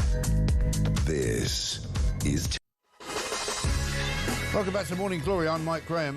This, of course, is the home of common sense. We're on a lookout for the first lie of the day to come out of the Twitter account, or the X account, if you wish, of the Prime Minister. What I have spotted, though, is not one from today yet, because his last uttering was at 25 minutes past 8 last night, where he put this tweet out, inexplicably, right? And you have to try and get inside the mind of Keir Starmer. He says this: I love football. It's more than a game. It has the power to bring us together. To educate, to inspire and to drive change. Thank you to everyone who is using the power of football to fight racism and build a better, more inclusive Britain. I mean, I thought we were on a war footing. Why is he talking about football? Dangerous business. Brian's got a voice note. Morning, Mike. Brian from Southend. You know, Starmer, you know, more lies. Another day. More lies. More lies. Who is this man trying to kid? You know, now he's trying to make out we're on a war footing with Russia. You know, we're getting battle ready. You know, the man's a complete idiot. And I just can't believe he thinks that we're all falling for it. Yeah, well, we're not, are we? I think nobody's falling for it. The only people falling for it are the people, even the people standing behind him aren't falling for it. You can tell by the look on their faces. This from Carl in Shrewsbury. Surely Keith Stalin is going to clash with Comrade Ed Militant. Building 12 nuclear subs is going to need a lot of steel, which is going to create a lot of emissions. They couldn't organise the proverbial in a brewery. Yeah, well, Carl in Shrewsbury, I wonder if they're going to be using green steel that they're going to be making in that Scunthorpe blast furnace, because they're doing away with the proper furnace and they're going to be bringing in the electric furnace, which of course makes steel which is no good for building submarines. So if they do build some submarines using green steel, they'll sink. Sorry. Let's talk to Councillor Timothy Huxtable, Shadow Cabinet Member for Highways and the Environment at Birmingham City Council, because believe it or not, today marks the 12th week of this strike that's going on in that part of the world. Timothy, very good morning to you. Good morning, Mike. How are you? I'm all right. How are things up there? I can't believe this strike is still going on.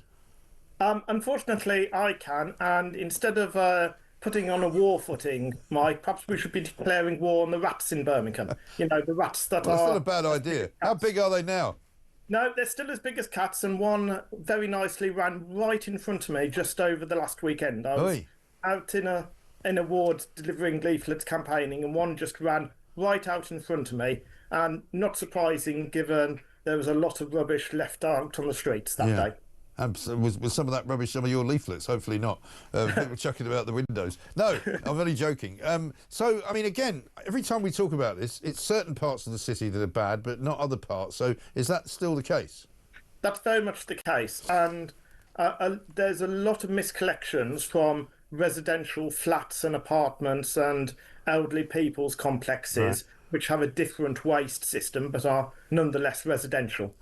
Yes. So, I mean, I suppose my point would be, so in the places where rubbish wasn't being collected 3 or 4 weeks ago, it's still not being collected? Yes, absolutely. Right. And what's the latest position with the council and the union then? Well, negotiations are still ongoing. But what is there to negotiate anymore? Well, that's what we're wondering. But at the same time, we're getting a policing the depots, and that's cost the taxpayers almost £1 million to date since the bin strike started. Is this to stop the picket line from preventing lorries going in and out? Yes, and everyone has the right to protest, but at the same token, everyone who wants to work has a right to work, to be able to get to work, and to do so without harassment and peaceably. Yeah, sure. And how are these bin workers still able to work or still able to strike without pay? Because presumably they're not being paid. What are they doing for money? Well, I believe the unions are actually supporting them as they do during most strike actions. Yeah, but that's a long strike action, isn't it? 12 weeks. It is. You have to ask the unions how much they're paying as a supplement those workers that are striking. But the big point for me is that Birmingham residents, my constituents, are paying more and more in council tax. We had one of the biggest council tax rises in April across the country, 7.49%, and we're getting fewer and fewer services. Because apart from not having a regular household waste collection, for the last 3 months, there have been no recycling collections in Birmingham. There's been no garden green waste collections in Birmingham. There's been no bulk waste collections in Birmingham. So we're paying more and more to Birmingham City Council for getting fewer and fewer services back. And what would you say is the main sticking point still? Is it the working hours or the amount of money? What is it? It's paying conditions. And as you said, the negotiations going back and forward, but don't seem to be getting anywhere, even with the involvement of ACAS. Yeah, it's absolute shambles, ridiculous. So you can't tell me if there's any end in sight, really, by the sounds of it. I'm afraid not. But the situation just isn't getting any better in terms of a resolution. And my residents across Birmingham who I speak to, are just fed up, sick and tired. They just want to go back to regular recycling and waste collections that everyone else across the country just would expect to happen every week or every fortnight. Well, you would think it wouldn't be difficult, wouldn't you? But it does seem to be sort of intractable for some reason. Councillor Timothy Huxtable, thank you very much indeed. Shadow Cabinet Member for Highways and the Environment at Birmingham City Council. Let's have a look at Keir Starmer, because before we talk to our next guest in the next hour, Brian Saby, have a look at this. This is a video that he tweeted out yesterday talking about investing in British people.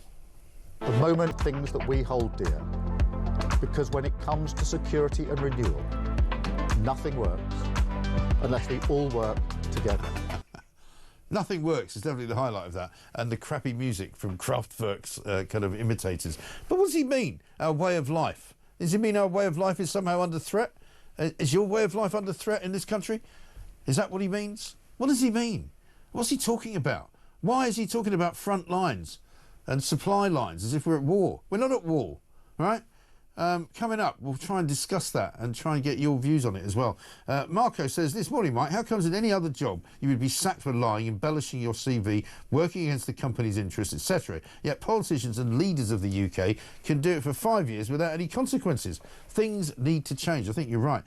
Mike, seeing as we're on a so-called war footing, why don't we, these politicians, not look back at history? For instance, we need to be bolstering our farmers and drilling for oil and gas in the North Sea.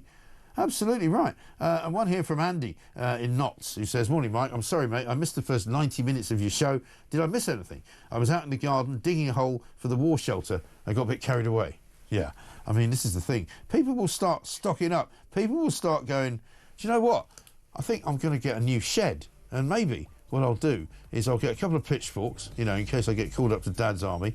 I'll get some tins of beans. You always want to get one of those clockwork radios, don't you? The ones that you can wind up. You need a couple of torches with some batteries attached. What else do you need if you're going to build yourself a little bunker in the back garden? I don't know. A good book, maybe? How about a copy of 1984 by George Orwell? You know, when they lie to you, you know that they're telling the truth. This is, of course, Morning Glory. 0344 499 1000. Coming up, Ryan Saby joins us from The Sun. And then we're going to be talking to Ross Clark, who's got a really, really good column in the paper this morning saying, are the French actually going to do anything at all to help us? You know the answer. This is Talk.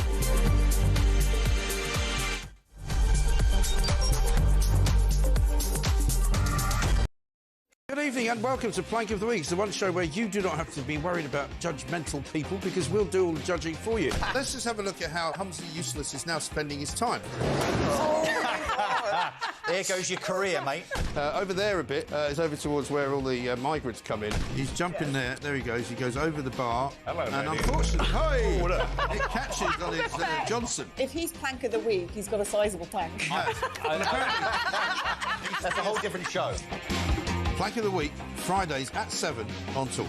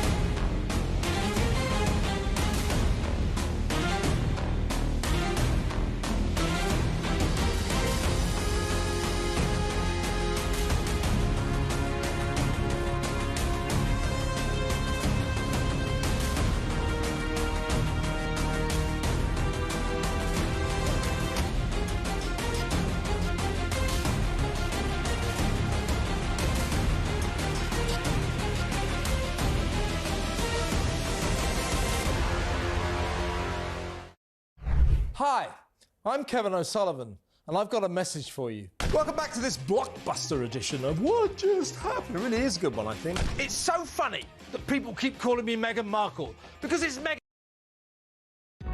Across the UK, on DAB+, on your smart speaker, on your smart TV, and on your side.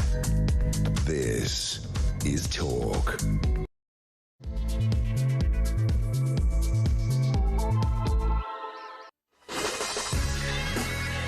Welcome back to Morning Glory. It's coming up to very nearly 3 minutes past 8. I'm Mike Graham, and this, of course, is the home of common sense. It's the one place where you get the truth, the whole truth, and nothing but the truth. According to Keir Starmer, we want to be on a war footing any day now, even though we haven't really got any submarines, we haven't really got any weapons, we haven't really got much of an army, we haven't got much of a navy either.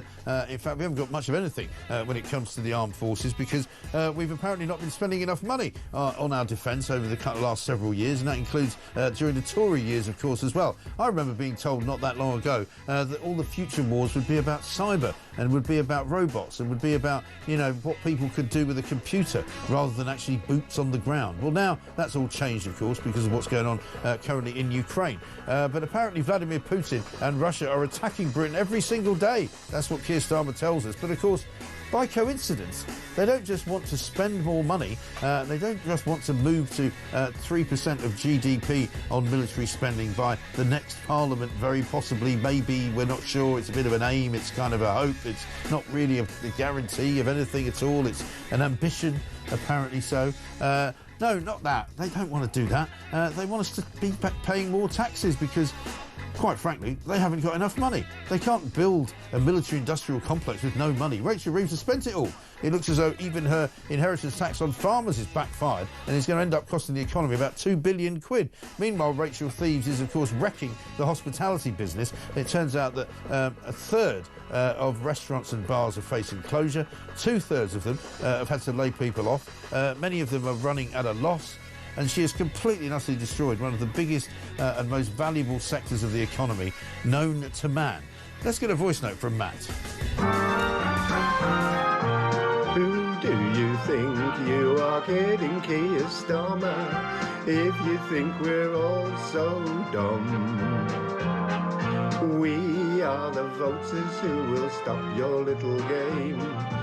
We are the people who will make you think again. 'Cause who do you think you are kidding, Keir Starmer? If you think old England's done.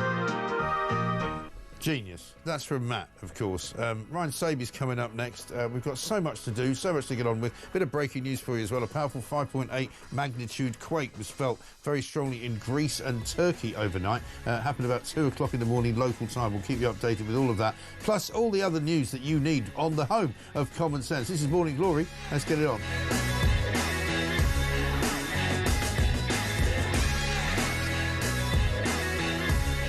Also, of course, the big story on the front pages this morning, all about Madeleine McCann.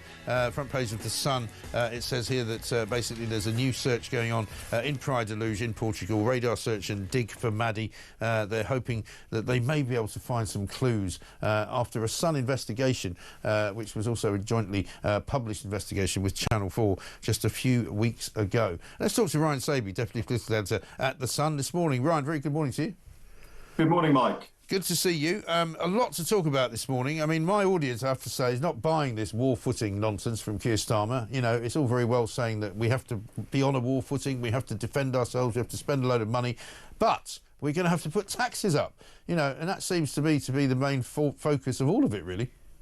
Yeah, that's right. Keir Starmer up in Scotland yesterday, a lot of rhetoric about Britain being on this war footing and big plans about attack submarines, missiles, extra money going into cyber and drones and protecting those undersea cables at threat from Russia in underground in the sea.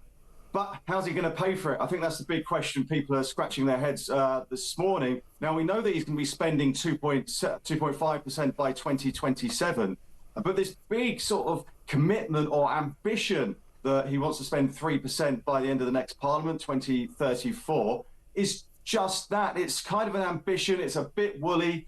It's a commitment, but how's he actually going to get there? Where is the firm detail of actually spending that money and getting to that level? So it's all very well and good saying you're on a war footing and Russia's this big threat, but how can that be the case if you're not going to spend the money or you're not going to spend it in time when you're ready or we're not? Well, as we were told yesterday by several people, including Chris Parry, former NATO commander, Rear Admiral, of course, from his naval days, he said, you know, it's a bit like the equivalent of saying in 1937, you know, we're keeping an eye on Hitler, we'll have to be on a war footing, but we won't be able to go to war for about another 10 years.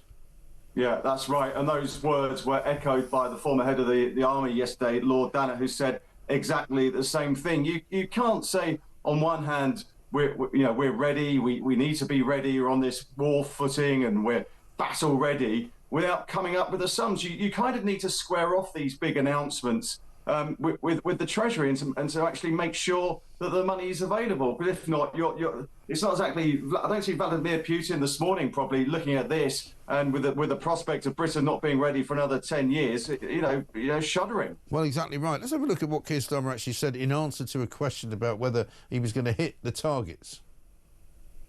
Of 2.5%, when we won the general election in 2024 last year, we said we'd do 2.5% within this Parliament.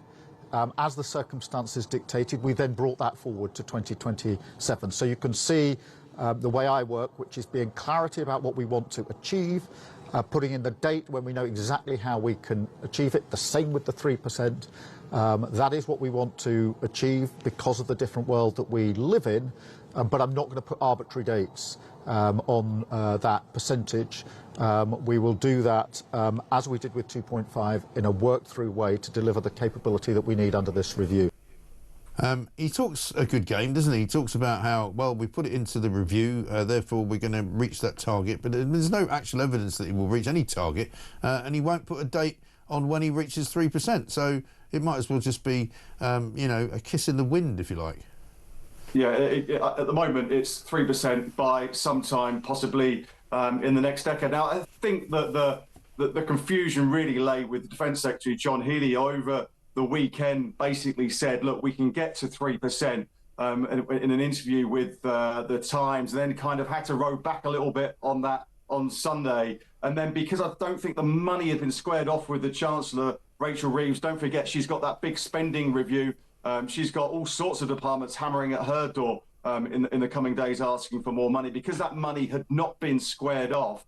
That Sakir really couldn't set out that firm commitment and that pathway to actually getting to that 3%. Well, that is the problem, isn't it? And again, when you see headlines like the one in the Sun this morning, in the Times rather, where it says tax rises loom to put Britain on war footing, and you know people see right through that because you know, frankly, we know that they've run out of road in terms of putting any more taxes up. Rachel Reeves was already under massive pressure to try and find new ways of raising revenue, and it doesn't look as if they were going to get any. And now suddenly, oh, we've got a war to fight, so let's put some more taxes on people.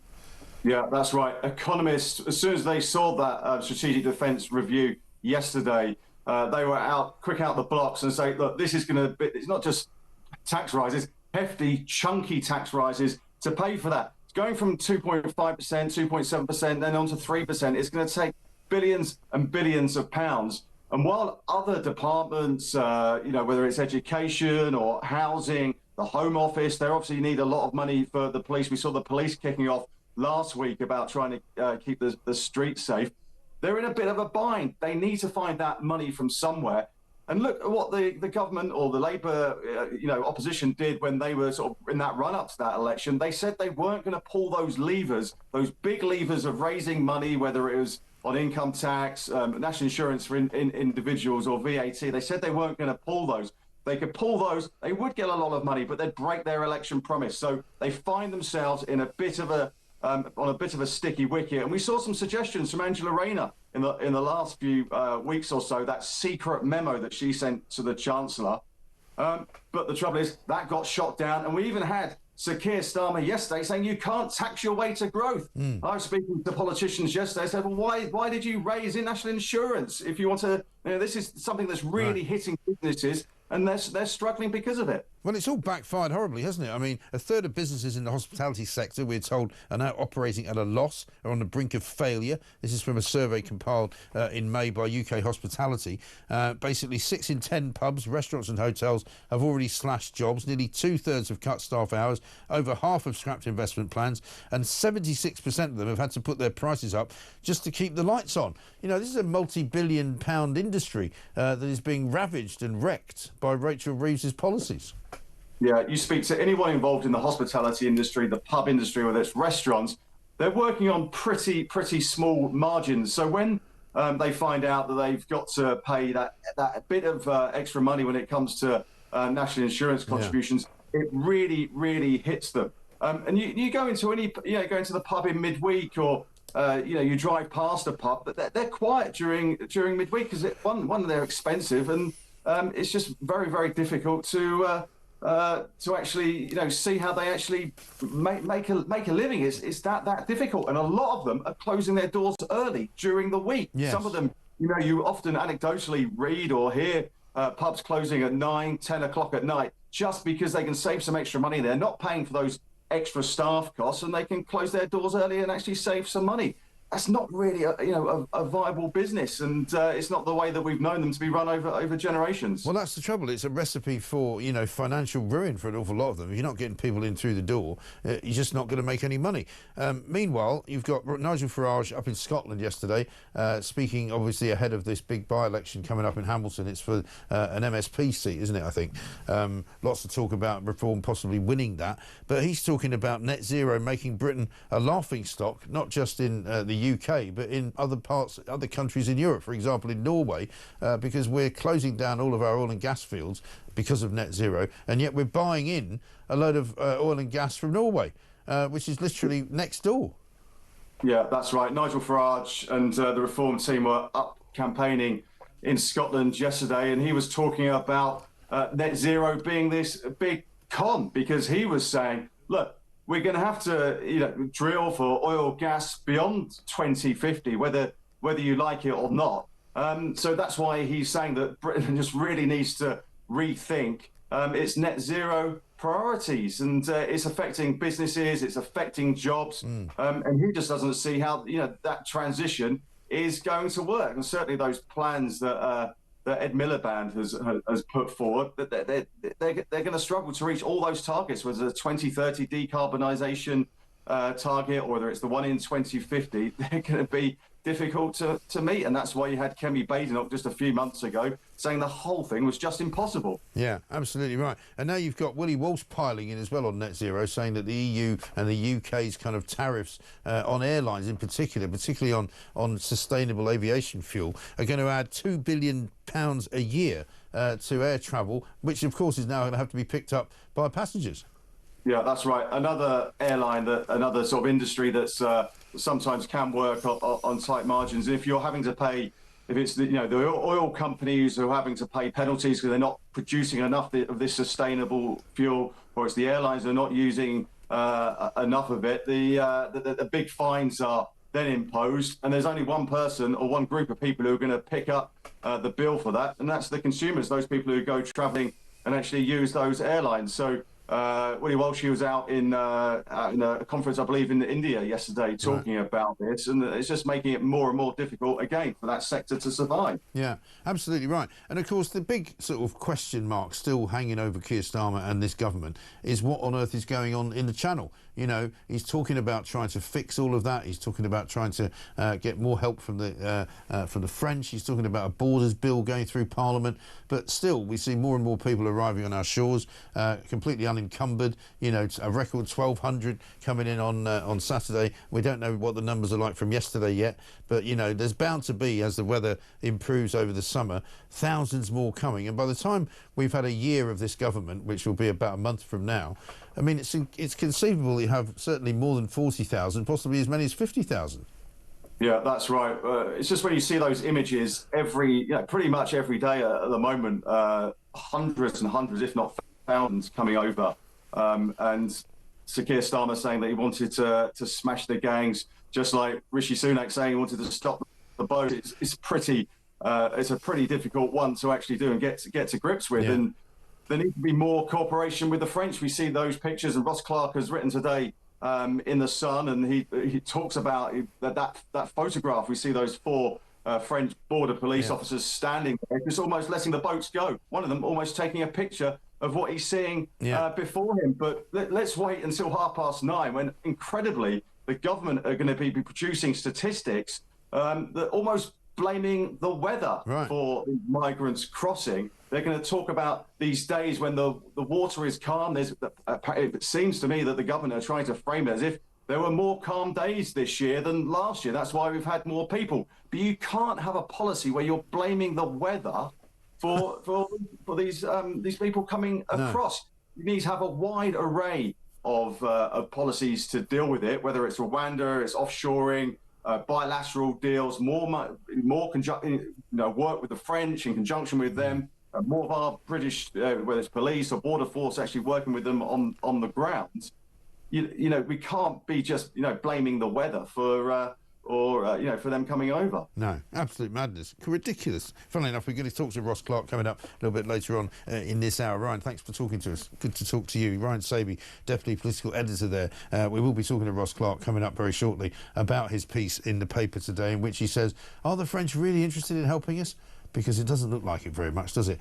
Michael from North Staffordshire says, I'm watching talkTV. It's like my daily vitamin pill. If we are in a war setting, then all MPs' jollies must cease. Only critical need to have meetings abroad for a handful of MPs should be personally authorised by two-tier, and all other travel and jollies cancelled and not paid for by the public purse, overnight saving millions.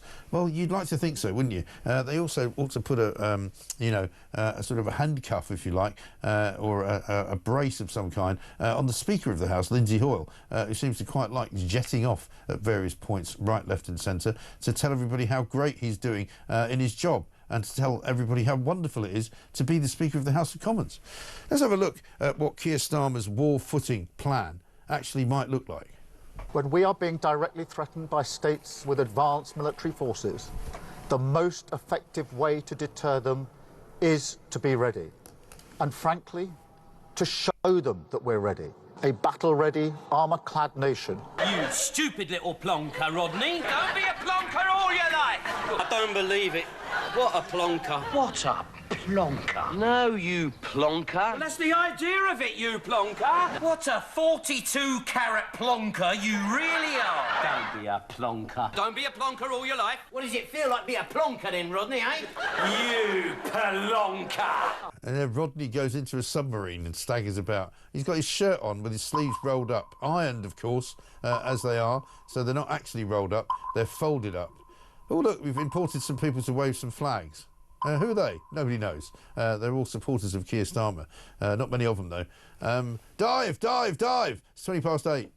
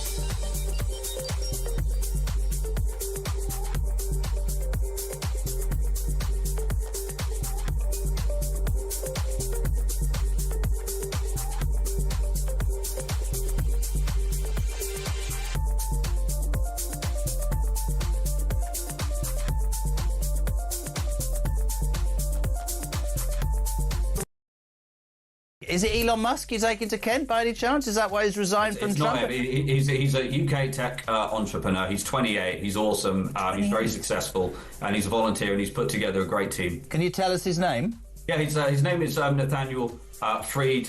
He built a company called Turgensec, which was seeded by the British government. He sold that company to US private equity. Again, he's motivated by the mission. He is a second-generation immigrant. He is a patriot, and he's got a team of pretty weapons-grade engineers, forensic auditors, etc.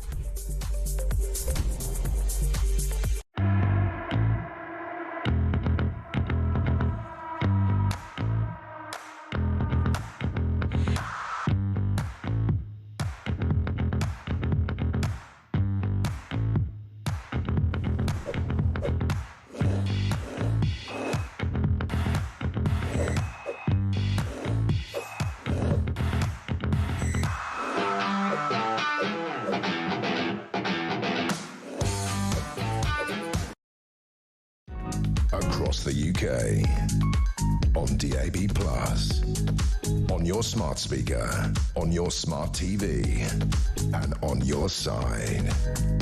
This is Talk.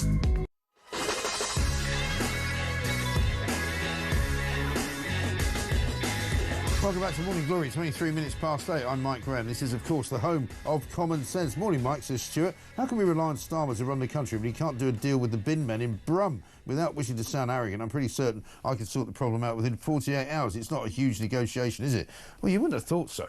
They can't even sort a... They're staying away from it. Of course, Angela Rayner, because she has been in receipt of some money from Unite, as have several cabinet members. I don't think they want to rock the boat. They don't want to upset the Labour Council in Birmingham, and they don't want to upset Unite, who are on the other side of the row. That is part of the problem. We're coming up to speak to Ross Clark very shortly, columnist at The Sun, this morning, with the headline, Does France really have any intention of stopping the small boats? But let me just check in with Mount Etna and see what's going on down there in Sicily, of course, because it has erupted massively. When it happened yesterday, loads of tourists were sent scurrying away, having gone up in... you go up in a cable car, basically, and you end up getting out and getting into these huge sort of buses which have got massive, great big wheels on them, so that they can drive up all over the volcanic ash, and you can get closer and closer and closer. But just a thought, what about Ed Miliband? And what about net zero? Got this from Jackie in Lincolnshire. With the eruption of Mount Etna, I wonder how much our efforts to reduce CO2 have just been negated. Can Ed the Red Miliband answer that? Well, I mean, it looks pretty bad, that, doesn't it? It looks like an awful lot of poison, noxious gases going into the atmosphere and going into the skies above the beautiful, beautiful mountain of Etna. And, of course, as natural disasters go, there's now been an earthquake, because there's all sorts of connections in the tectonic plates, and there's now been an earthquake in just off the coast of southwest Turkey, where a lot of people from this country might well be on holiday. So it was a 5.8 powerful earthquake, 5.8 magnitude quake felt in both Greece and Turkey overnight. So if you're out there, or anybody you know is out there, we'd love to hear from you to see how it all is going. Got this from Sarah, who says, Mike, I've got the Quran on my Kindle for reference only. If I decide to delete it as I don't need it anymore, does that mean I've committed a blasphemy law for destroying the book? Well, you may well have committed some kind of infraction. It's not clear. I'll get some legal advice on that later on. Let's talk now, though, to Ross Clark, columnist at The Sun. Big piece in there today with the picture that we've been running for ages here, a couple of days ago on Saturday. French officers looking on as various boats, about 19 of them, left the shores of northern France to come to this country, despite the fact that we've given £480 million to the French in recent months. I think it might be even more than that in total. Ross Clark, very good morning to you, sir. Good morning, Mike. I think, you know, because the Tories gave a bucket load of money to the French as well, didn't they? About half a billion quid. I mean, we're probably getting close to £1 billion we've sent them. And we've basically got nothing in return apart from thousands and thousands of migrants. Yeah, well, this was a deal that was done by Rishi Sunak in 2023, whereby the French were supposed to double the number of border guards patrolling the beaches from 400 to 800. So you got these 800 guards supposed to be patrolling the beaches, stopping the boats from leaving, but there seems to be a fatal flaw in their rules of engagement. They're not allowed to enter the water to go and stop the boats. So the people smugglers have developed a new tactic whereby they just push the boats a few yards offshore, and the migrants wade out to the boats, and hence the border guards just stand there watching or filming the occasion for posterity. But you have to ask, you know, well, what incentive do the French really have to stop these boats? Right. Because, you know, every migrant that crosses the channel, that's one fewer migrant that the French have to fund, they have to process. So, you know, it obviously suits the French to accept the money and then pretend to be stopping the migrants. Right. And, you know, since this money was put up by first the Tories and now Labour, I mean, the proportion of migrants crossing the channel who are actually intercepted and turned back, that has fallen. So, you know, all this extra money from UK taxpayers has achieved absolutely nothing. No, exactly right. Well, I remember talking about this, as we all have been, for years, basically. But I remember sometime, I think 2 years ago or so, when the Sunak government was still in power, and there was a lot of talk, and I think it was a French election coming up, and a lot of those constituencies along the Normandy coast are obviously quite big on fishing. And the fishermen, obviously, and the communities there are not particularly keen on being overrun by a load of migrants. And so the best thing that any French politician can do is to ensure that the migrants don't hang around there very long, and in fact they come to Britain, because there's no political, you know, sort of capital to be made out of saving the migrants from leaving and keeping them in Normandy. Well, I mean, if the French genuinely wanted to stop the boats, I mean, it would be fantastically easy to do it. You just have an agreement with the UK that any migrant who crosses the channel to try and claim asylum in Britain is not eligible to do that. They get returned straight back to France. Yeah. You know, another safe country. That's what the rules of international treaties on refugees are, you know, are based around. This idea that you claim asylum in the first safe country that you reach. And, you know, obviously Britain has a, you know, a moral duty to help refugee problems in other parts of the world. But, that doesn't mean we should accept asylum applications for people who've crossed here from another safe country. Yeah. But of course, the French won't agree to take back, people who've crossed the channel in this way because it suits them to palm the problem off on Britain rather than have to deal with it themselves. Exactly. But it's worse than that, I think, as well, isn't it? Because at the end of the day, no matter how many times people come to Europe and apply for asylum, some of them end up in Britain having been failed in their asylum claims in, say, I don't know, Denmark, Sweden, Germany, France, and somehow, despite the fact that they've been turned down and they've been not granted asylum in those countries, they somehow end up here. Well, yeah, Britain is looking, a soft touch on asylum claims because the proportion of successful asylum claims is very much higher in Britain than it is in France. So you can see there's an incentive to cross the channel, particularly if you've had a asylum application turned down in another European country.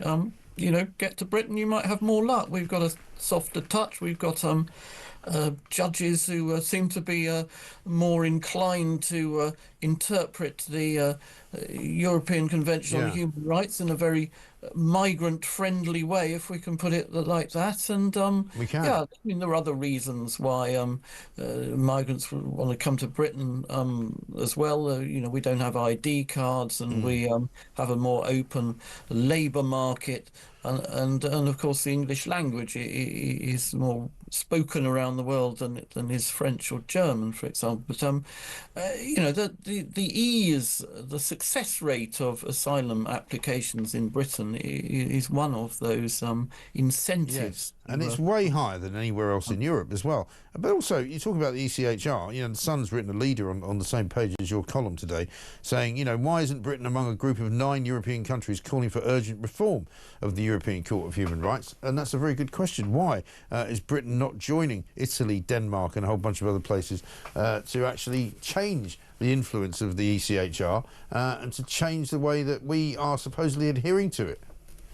Yeah, I mean, so all these other European countries, they finally had enough of the European Convention on Human Rights, the way it is preventing deportations of criminals, terrorists and other illegal migrants. And yet, Starmer tells us that, we have every right to be angry. He wants to stop the boats and everything. Well, here was an opportunity for him to join these other countries in pressing for reform of the ECHR, and he hasn't done so. And, it really speaks volumes about, who he is. And, basically, he doesn't trample on human rights lawyers because he is a human rights lawyer. He's one of their kind. And he has this sort of fatal attraction to anything that's sort of, connected with European law, human rights. He cannot bring himself to say when something has gone too far and it needs to be reformed. Yeah, he really can't. Just one other final thing before I let you go, Ross. Net zero in the papers today. According to Willie Walsh, the former boss of British Airways, now Chief Executive of the International Air Transport Association, says the soaring cost of sustainable aviation fuel, as well as various other net zero targets being imposed on us by the European Union and by the UK government, it's going to cost something like £2.2 billion a year extra for airline passengers to travel around the world, because we are going to have to be picking up the tab once again for this net zero nuttiness. Yes, well, this is sustainable aviation fuel, which is a bit of an umbrella term for quite a wide range of fuels, really. Yeah. At the cheaper end, we've got, fuel that's manufactured from used chip fat and so on, which was used to power that Virgin plane which flew into the Atlantic last year or the year before. And at the other end, we've got entirely synthetic fuels which are manufactured from hydrogen and carbon dioxide and so on, and they are fantastically expensive. So something like 7 times, they cost 7 times as much as normal airline fuel. Now the trouble is that the sustainable aviation fuel has been sort of sold to us on the basis of the sort of cheaper end of the market, if you like, from used fat from chip shops, but there are only so many chip shops in the world, of course, and they're not going to power the entire airline industry. And if we are going to switch to sustainable aviation fuel, we're going to need those extremely expensive synthetic fuels, which are going to push the cost of flying sky high, I'm afraid, because the cost of fuel is a very, very significant part of the. And why is it so expensive then, that particular kind of fuel? Well, you've got to manufacture it first from hydrogen. Now, for it to be sustainable, it's got to be green hydrogen. It's got to be manufactured from electrolysis of water. And that technology is very much in its infancy. It's not developing at the speed many people had hoped it would develop, and it promises to be. It's just simply very expensive. Right. So that's part of the process. Then, of course, you've got to manufacture the fuel itself using carbon dioxide as well, and so the whole process is just very much more expensive than simply tapping airline fuel out the ground and refining crude oil to produce. I mean, amazing, isn't it? How it would actually be cheaper just to do what we've been doing for years and years and years and years, just carry on doing it. But there we are. Good to talk to you. Thank you very much indeed. Ross Clark, columnist at The Sun, of course. We've got lots and lots of messages coming in about the whole small boats business. We're going to be talking coming up very shortly to Tobias Elwood about the whole business of the war footing and whether or not it's just a ruse for us all to pay more taxes. Here's one from Phil, who says, have you asked the Russians, the Chinese and the Iranians if it's OK not to be war ready until 2034? How is Mad Ed Miliband going to protect the wind and solar farms from drones with bombs? And Lodestar says, Starmer could end this today if he picked up the phone to Macron and told him that henceforth anyone picked up in the channel will be returned directly to France, and then instructed Border Force to do it. Any objections, then we stop the money and the fishing rights. Well, again, you'd think that'd be fairly obvious, wouldn't you? Let's get a voice note from Judith. Hello, it's Judy from Altofts, West Yorkshire. When is this government going to get it through the thick head that the French won't do anything about the people crossing the channel because they don't want them? We're doing them a favour. We're clearing out the country. At this rate, there'll be no illegal immigrants in France. They'll all be in UK. I think they're just playing lip service to government. We're going to have a better deal with France. It's easy, really. You stop the boats, you pick them up and you take them back to France. Do that a few times and they'll get the message. Either that or it's tell France, unless they stop them, that we stop giving them permission to fish in our waters. Doubt they'll do that, though, because they love refugees or asylum seekers, the Labour government. Thank you. Yeah, they love asylum seekers, but they don't love our fish. They want to give all that away, bizarrely. And Keir Starmer, of course, put this tweet out yesterday, which is being called one of the most dishonest tweets ever written by Chris Philp, the Shadow Home Secretary. You have every right to be angry about small boat crossings, it says. I'm angry too. We are ramping up our efforts to smash the people smuggling gangs at source. Hundreds of boats and engines seized. Not true. Illegal working raids up. Maybe. And almost 30,000 people returned. Well, except it's not 30,000 people returned. It's 2,200 illegal migrants returned. So, which is a very much smaller number. Of those 30,000, of course, 24,000 went back voluntarily. So, the whole thing is completely and utterly disingenuous.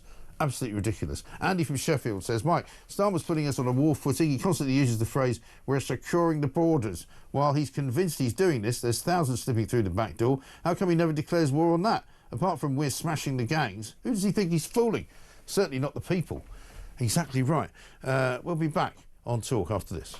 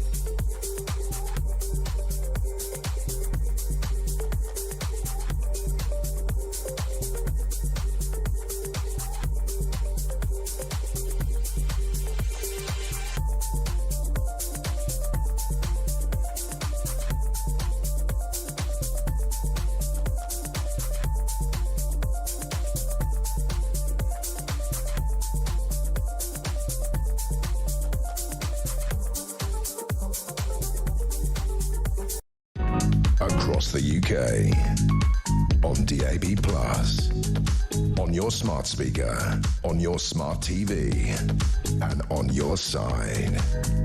This is Talk. Welcome back to Morning Glory. It's 8:41. I got this great tweet actually from somebody who's now, I can't find it now, where is it? Somebody who's in Marmaris. Currently Jake, currently in Marmaris, Turkey, sat by the beach with a cold beer, felt the earthquake at around 2:15 this morning. It was quite violent. The whole hotel was shaking, alarms going off and people were screaming. All seems good and calm this morning. That's obviously in the wake of Mount Etna erupting. There's always a kind of a continuous chain reaction around the tectonic plates of the Mediterranean, and there was an earthquake, 5.8 magnitude, felt strongly in Greece and Turkey, around about the southwest coast of Greece, around about 2 o'clock this morning. And David talking about pubs and restaurants, saying these pubs and restaurants were struggling a year ago before the incompetent woman came in, 2 budgets later, and she is killing these businesses, yet they still tell us they stand for working people. Starmer should have fired Rachel Reeves last year. Very true. And Julian says Putin may have hypersonic nuclear weapons, but they're powerless against Starmer's laser-guided, self-righteous diversity cannon. Putin won't know what hit him. Yeah, I know what you mean. Let's get a voice note from Darren. Morning, Mike. Darren from Suffolk. Great show. What a scam. This guy is a clown. He said we were committed in our manifesto, unlike everything else that we're committed to do 2.5% sometime in this parliament. What, on the last day? And we're big enough to bring it forward. Remember what Maggie said, socialism's great until you run out of other people's money. Well, they've run out of our money. There needs to raise it. If it was for spending in 2027 or 2034, they'd put taxes up then. It's amazing, isn't it, when this is such a priority, Putin, it's behind net zero, overseas climate aid and the Chagos giveaway. Well, that's how important it is to defend our nation as boat after boat comes across. Have a great day, Mike. Darren, thanks very much indeed for your thoughts. Let's talk to Tobias Elwood, former chair of the Defence Select Committee. Tobias, very good morning to you. Good morning. It doesn't look as though many of my viewers and listeners are buying into this Keir Starmer war-footing rhetoric. They think that it's all a bit of a scam to put taxes up. Well, that would be wrong. I mean, the document itself, which I've got a copy here, makes the case as to what China, Russia, indeed other countries are doing. These authoritarian states are working together to pursue an alternative vision of where our world is going. And from a digital perspective, the enemy is already at our gates. We are subject to cyber attacks every single day. And when those succeed, they actually damage our economy. And so what this document does is to say we need to spend more, not just on conventional forces, but also on the cyber world, on space as well, because that's where we're particularly vulnerable. We're going to get attacked in space. We're going to have our systems up there targeted. And likewise, our digital domain here in the UK. Very easy to cause economic harm from afar now, just because of the digital world that we're now in. But it's worth stressing that whilst 62 recommendations in here, and I can't dispute any single one of them, this was an independent report slid across the table to the Labour Party, to the government, and it's the next document next week, the spending review, which will confirm whether they're going to pay for this or not. And that, just as your last caller suggested, is the big question mark that hangs in the air. Well, that is the big question mark, because, of course, whenever governments want to spend more money, they end up coming to the taxpayers and asking for more money from us. Whereas instead, what I think they should be doing, and I'm hoping that you might agree with this, they should look to make some savings elsewhere. You know, if this is such a threat to us and our national security is at threat, then surely what we should be doing is concentrating monies where they should be spent, as opposed to in maybe some other places where they could not be spent. Yes, that's the tough decisions that need to be made by government. But I can only stress that our world is getting more dangerous, not less. Even from a Western perspective, we are not working together. We've allowed that fire in Ukraine to continue burning. Putin will not stop there. He will advance further. America is dialing back from its interest in Europe as well. This is a very, very dangerous period indeed. We've had it easy for the last couple of decades. I have to say, there haven't been these threats. Now there's an absolute requirement to invest in our security, in our defense. Whether the money comes or not, 2.5% is not enough. And we've got a NATO conference coming up in June, very shortly, in the next few weeks. That'll call for moving towards 5%. And we're still talking about 2.5%. Well, there's not very many countries in Europe that are spending anything like 5%. I think Poland about the only one, isn't it? Well, oddly enough, the closer you get to Russia, the closer they're getting to 5%. Why? Because they realize that these threats are very, very real indeed. That's not necessarily tanks and armored personnel carriers coming over the border. As I say, it's this grey zone warfare, which we need to understand and get used to and realize that our openness of our own society makes us extremely vulnerable. If we have no power, if your building has no power for 72 hours, no water for 72 hours, how are we then going to actually function? These are the sort of things that are going to hit the economy. When it hits the economy, it hits the Treasury. When it hits the Treasury, it means there's less money for all government departments, let alone the MOD, which is why investing in our security, we should see security in our economy as one and the same thing. But that's why a lot of people who are listening to this morning and watching it and have been critical of much of the policy documentation that Starmer's talking about, because apart from the fact that he says we are secure at home and we want to be more secure at home, we know we've got a massive problem with illegal migration and people come into this country who don't have guns, who are not threatening us in any way, but who are simply arriving on boats and then wandering off and doing whatever it is they want to do without much supervision, really. Yeah, I mean, I heard the discussion before I came on. Migration is a issue right across Europe. I don't understand why we're not spending more effort to deal with the challenges at source. As much as you want to return them to France or indeed elsewhere, more will still come unless you sort the problems out from where they are departing from what's going on in Libya, what's going on in Sudan right now. It doesn't take much collective international effort. Britain could do the thought leadership here. It doesn't mean to say we do all the heavy lifting, but we've retreated from taking an interest in sorting out those problems further afield. When we ignore that, those problems then become our problems. We then vacate the space. China and Russia moves in simply to get the minerals and those rare earth produced. What's happening now is we're seeing them take no interest in the security of the nation, the governance of the nation. People then flee. Where do they flee? They flee to Europe and, of course, to Britain. Yeah, but we've also got a problem with the Iranians, haven't we? I mean, Iran is often mentioned in the same breath as China and Russia. It's one of the three countries that we are keeping an eye on, if you like, as a national security issue. Many people from Iran have come into this country by that route, and some of them we know for a fact have been here as spies, with malice aforethought. Yeah, we've ignored the threat from Iran for a couple of decades. It's why Iran's been allowed to develop that proxy influence with Hamas, Houthis, and Hezbollah. Now, they've been pushed back significantly because of what's going on in the Middle East right now. But I say this, I suspect that Donald Trump will want to make this his legacy, his statement. I suspect there will be a major engagement with Iran to try and diminish its nuclear capability, diminish its security and defense capability, probably with the idea for regime change, to finally resolve that issue. What hangs heavy in the minds of everybody in Washington, D.C. is the 444 days that hostages, American hostages, were held in their embassy in Tehran. Call that. And what Trump clearly wants to do is resolve this as part of his time in the White House. We watched Ukraine with a rather daring strike on Russia over the weekend, with drones coming out of lorries deep into Russian territory. What do you think Vladimir Putin's going to do to react to that? Some people are suggesting he might even consider firing some kind of tactical nuclear weapon back. Yeah, very important question. I mean, firstly, let's just say, could we survive such an attack here? Would we be able to defend ourselves? I'm in the centre of London now, right next to Westminster. There's no air defence. There's no air defence here whatsoever. So, but yes, Russia now will respond. But it shows firstly the determination of the Ukrainians to try and see this through. And we've been so hesitant in giving them the equipment they need to actually defend their own territory. But expect a retaliation of some form. The trouble with Putin is he doesn't abide by international laws. So yes, we should recognise the prospect, very real prospect, of a low-yield tactical nuclear weapon used by Russia. And don't forget, that's another question that came up in the defence review. We don't have any of those. We don't have any of that in our armoury. We got rid of those 3 or 4 decades ago. You'd have to wonder who's been running the shop, wouldn't you? But of course we know the answer to that, Tobias. It was the Tories. But thank you very much indeed. Tobias Elwood there, talking from a very unprotected Westminster. Maybe we need some anti-aircraft guns down there, do we? Is that what we need? Let's get a voice note from Patty. Oh, Mike, I was so angry.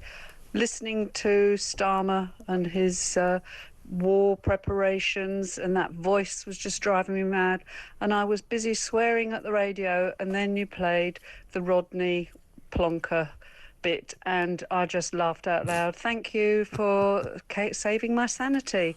Have a great day. Lovely show. Patty from Causden. Patty from Causden, thank you very much indeed. I'm glad. Well, we can only smile every now and again and have a laugh because it's the only way forward. Bill says this: I sat in a restaurant just outside of Ferryport in Normandy, Caen, watched about a dozen young migrants running across the road trying to climb onto a few motorhomes that were driving around the square. The bold gendarmes were all standing outside their wagons smoking and chatting. They didn't care the migrants were there, and the migrants didn't care the gendarmes were there. Interesting watch.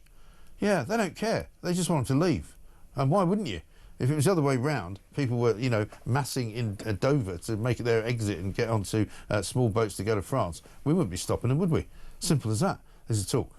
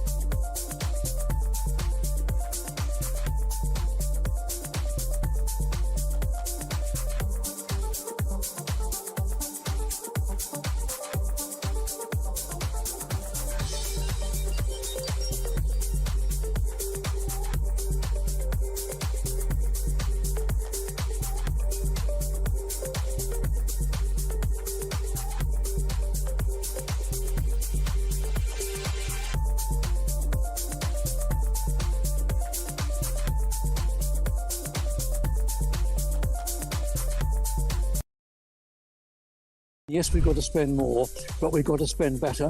The history of our defence procurement has been pretty woeful in the past, so we've got to have better project management. We've got to make sure that when we've stated a requirement, we've let it out to industry, that the conduct of delivering on that contract is well policed and is well done to time and to cost. And that requires some discipline from the user, not to change the requirement halfway through a contract. Because when we do that, that brings in more costs and it brings in delay. So discipline is required on both sides.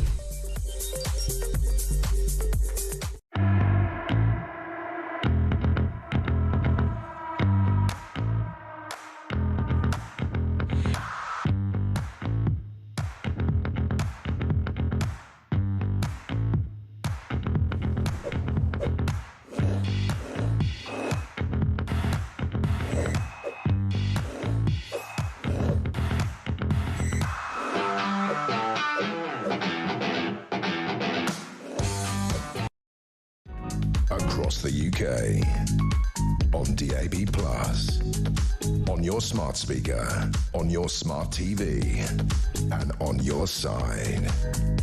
This is Talk. Welcome back to Morning Glory. I'm Mike Graham. This, of course, is the home of common sense. We've got lots and lots of messages coming in. Jim in Dorset: if we are on a war footing, doesn't this mean we are no longer a safe space for asylum seekers and small boat people? I'm all for a war if it puts an end to that craziness. I don't think you should be all for a war, to be honest. I mean, it's all very well saying that, but it's a bit like saying I'm all for a change of government, like a lot of people said last June. And look what happened. Now we've got Labour. and we're in a right old mess. Let's talk now, though, to Dr. Ian Gargan, CEO of Fin, which is an organisation looking at what exactly is going on here in the private healthcare business, because the private healthcare business appears to be absolutely and utterly booming, because many, many more people are using it, simply because the NHS just isn't fit for purpose, I think I'm going to say. Dr. Ian, a very good morning to you. Good morning, Mike. How are you? Yeah, very well indeed. I mean, just from my own sort of observations, I would say, a lot more people that I talk to, a lot more people that I see on a regular basis are using private healthcare, either because they're sort of at the end of their tether trying to get something done, or because they've decided that it's really the only way that they can get something done. Is that your experience? So a bit of both. So private health care information network, of which I'm the CEO, phin.org, fin.org, Mike, is a government-mandated not-for-profit organisation that collects the information on behalf of patients from hospitals and doctors or from all over the country in the private sector, so that patients can make an informed choice about where they can get high-quality intervention, surgical or medical, and at what cost. Right. So it was years ago to make sure the market was competitive. Right. So we're there just to give the data. There's other representative bodies, IHPN, who represent the private sector generally, who can tell you more about capacity and stuff for the hospitals. But what we're seeing is that there's a 3% increase generally in admissions in the private care, over 1 million now for the first time. And it's a massive jump in medically insured patients, which shows that the patients are starting to get educated about getting ahead of their healthcare rather than self-pay, which is going. What we're seeing, the most common procedures have done are cataracts, scopes, hips and knees.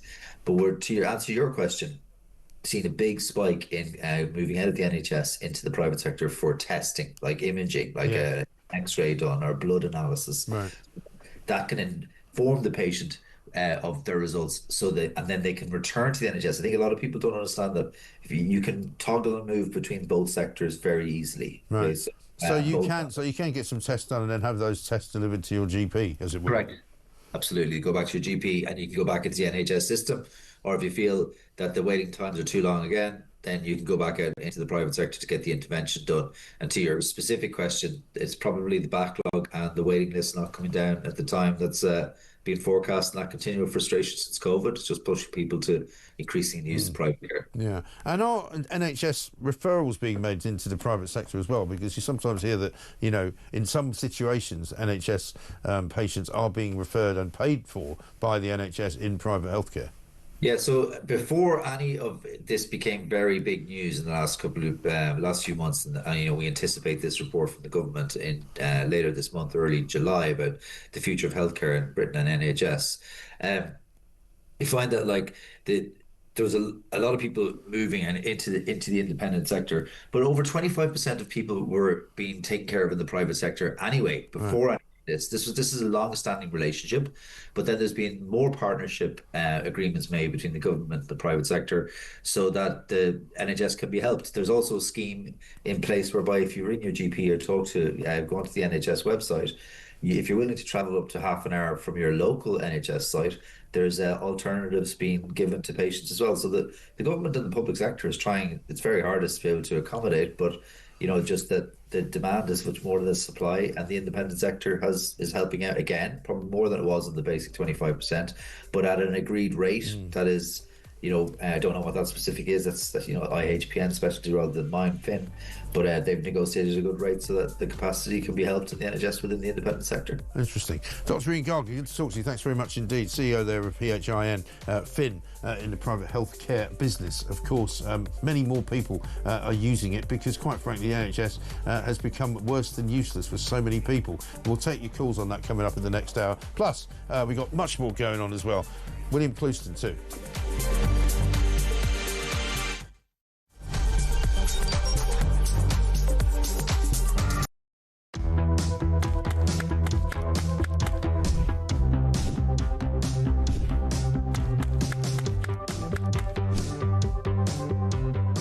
Is it transphobic to say only women have a cervix?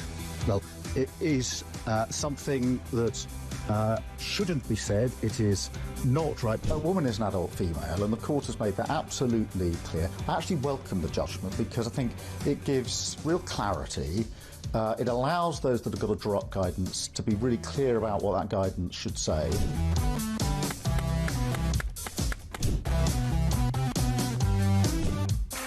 want to fight for Remain. Vote Labour.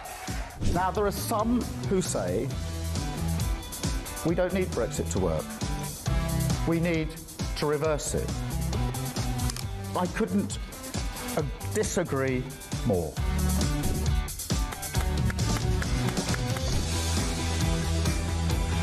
Day after day, there are new allegations of sleaze, of favours, of privileged access. And it's all very well the Prime Minister saying, well, say now, well, I'm paying for it. You've decided to repay £6,000 worth of gifts. Lord Ali is facing an investigation. I wonder how concerned you are that your biggest donor was not fully transparent. Are you saying you made a mistake? It was right for me to make those repayments. Thank you.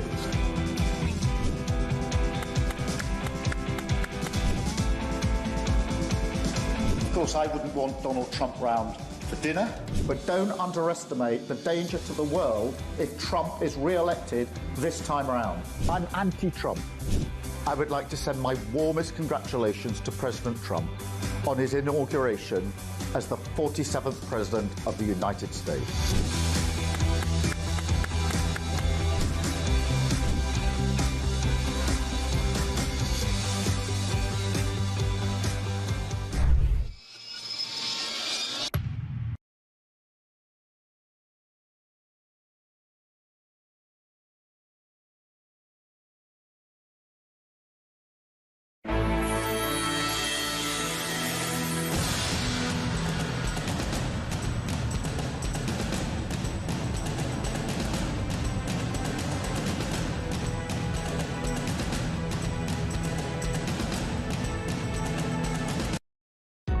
Across the UK, on DAB+, on your smart speaker, on your smart TV, and on your side.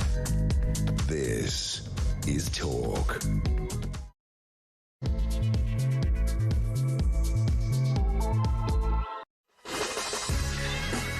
Welcome back to Morning Glory. It's coming up to 3 minutes past 9. I don't know where the time goes. The sunshine seems to have disappeared as well. It looks a bit rainy out there. Apparently there's going to be some rain attacking the nation. Never mind about the war footing that we're on. We can't stop the weather, as Yvette Cooper will happily tell you if you ask her, because, of course, the reason apparently now the Labour government is going to be telling us that they can't stop the boats is because the weather's too nice. They can't do anything about it. As soon as the sun shines, you know, they're all into the dinghies. The gendarmes are waving them away and saying arrivederci, if they're Italian, obviously. And they're going, we won't see you again because they're all coming to England, which has been described as El Dorado for migrants by French politicians only this week. William Clouston's here. We're going to be talking to him. Very good morning to you, William. Also going down to Westminster again. Andrew Griffith MP, Shadow Business and Trade Secretary, is there for us. We'll be asking him about Keir Starmer and the war footing. We'll also ask him about the small boat crossings, of course. 14,812. There you go. Migrants arrived in 2025. I think at 9:30 we're expecting the government to give us a reason why the seas have been calmer this year, and that's why more people are coming. That, I tell you, is the last bastion of the scoundrel. That's where Yvette Cooper wants to go. She wants to tell us that we can't stop the boats because the sunshine is bringing them here. And there is literally nothing else we can do about it. Front page is also, of course, talking about taxes going up again, because my contention to you all this morning is that this war footing nonsense is nothing to do with being on a war footing. It's everything to do with putting up taxes. And sure enough, the Times says exactly that. Tax rises loom to put Britain on war footing. Also, a lot of the papers going with a front page on Madeleine McCann. Police today will start a fresh dig for Madeleine McCann's body over in Praia de Luz in Portugal. 23 years after, of course, she was found missing back in 2007, aged just 3 years of age. She would be 22 now. 18 years ago, I should say, that happened. German cops are facing a race to charge suspect Christian Bruckner, is what it says on the front page of the Times. We'll also be talking about many other things, including a net zero scam, which is now being said to cost us £2 billion to fly anywhere in the world. This is from from Willie Walsh, who used to be the head of British Airways. He's now running an airline, a conglomerate, basically. He's saying that net zero is damaging everything that we're doing in this country and everything that we're doing around the world. Meanwhile, a third of pubs and restaurants under threat thanks to Rachel Reeves. That's all going horribly wrong as well. We'll bring you all of that, plus loads of thoughts from your good selves right here on Morning Glory. Let's get it on.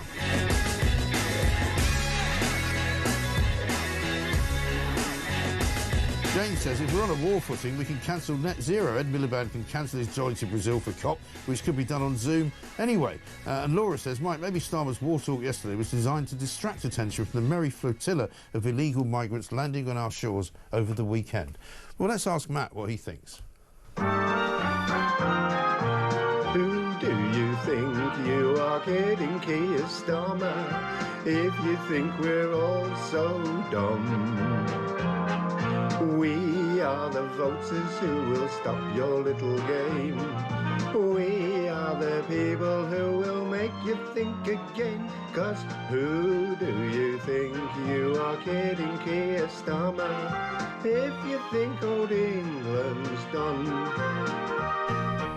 Genius, I have to say. We have the best listeners and viewers on this station. William, good to see you. Thank you very much indeed for joining us. William Clouston's here. We're going to be talking first, though, to Andrew Griffith, MP, Shadow Business and Trade Secretary down in Westminster. Andrew, very good morning to you. Good morning, Mike. Always good to be here at the home of common sense. Yes, absolutely. Welcome. We're not getting much of a reaction from our audience of viewers and listeners this morning to the war footing that Keir Starmer wishes to put us on. They're not sure why he's doing it. They're not sure if he means to do it or indeed how he's going to fund doing it.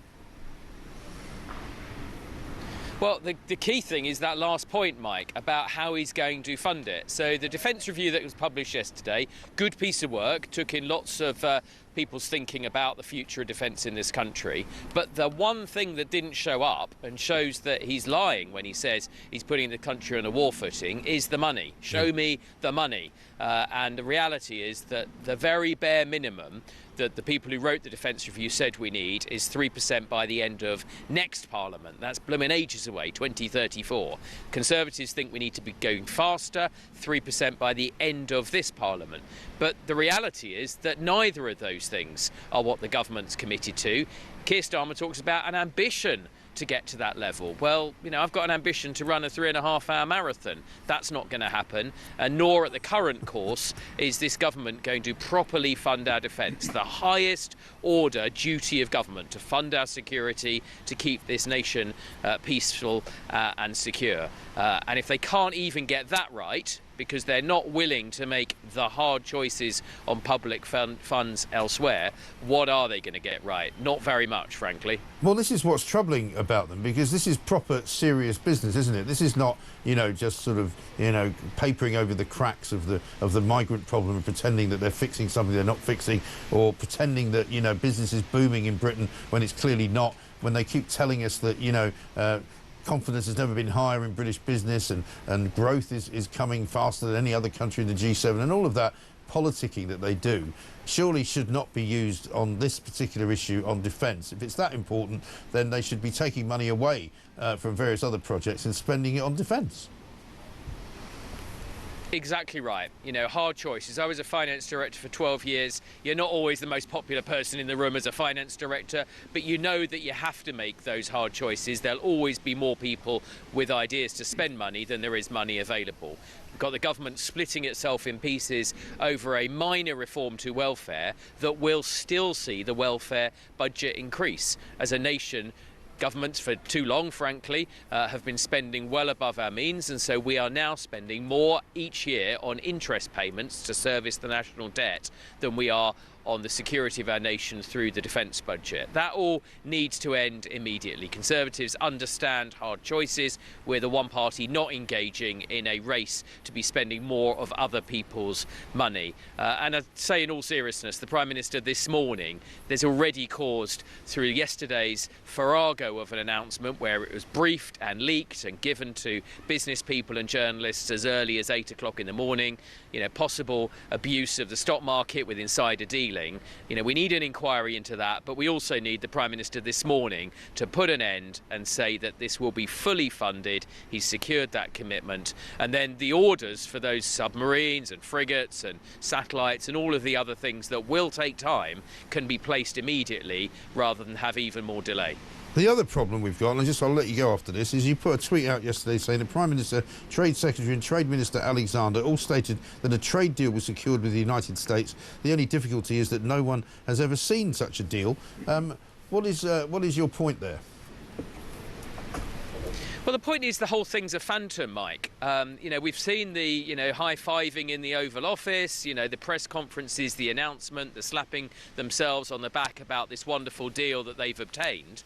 If you go and talk to a car manufacturer or a steel worker, they are still paying the tariffs today. There is no deal, there's no reduction in the tariffs, there's no certainty, no confidence. It's why we've seen 8 months of manufacturing confidence decline under this government. The Trade Secretary needs to go back now, back into the room and try and make a reality of something that he's already announced.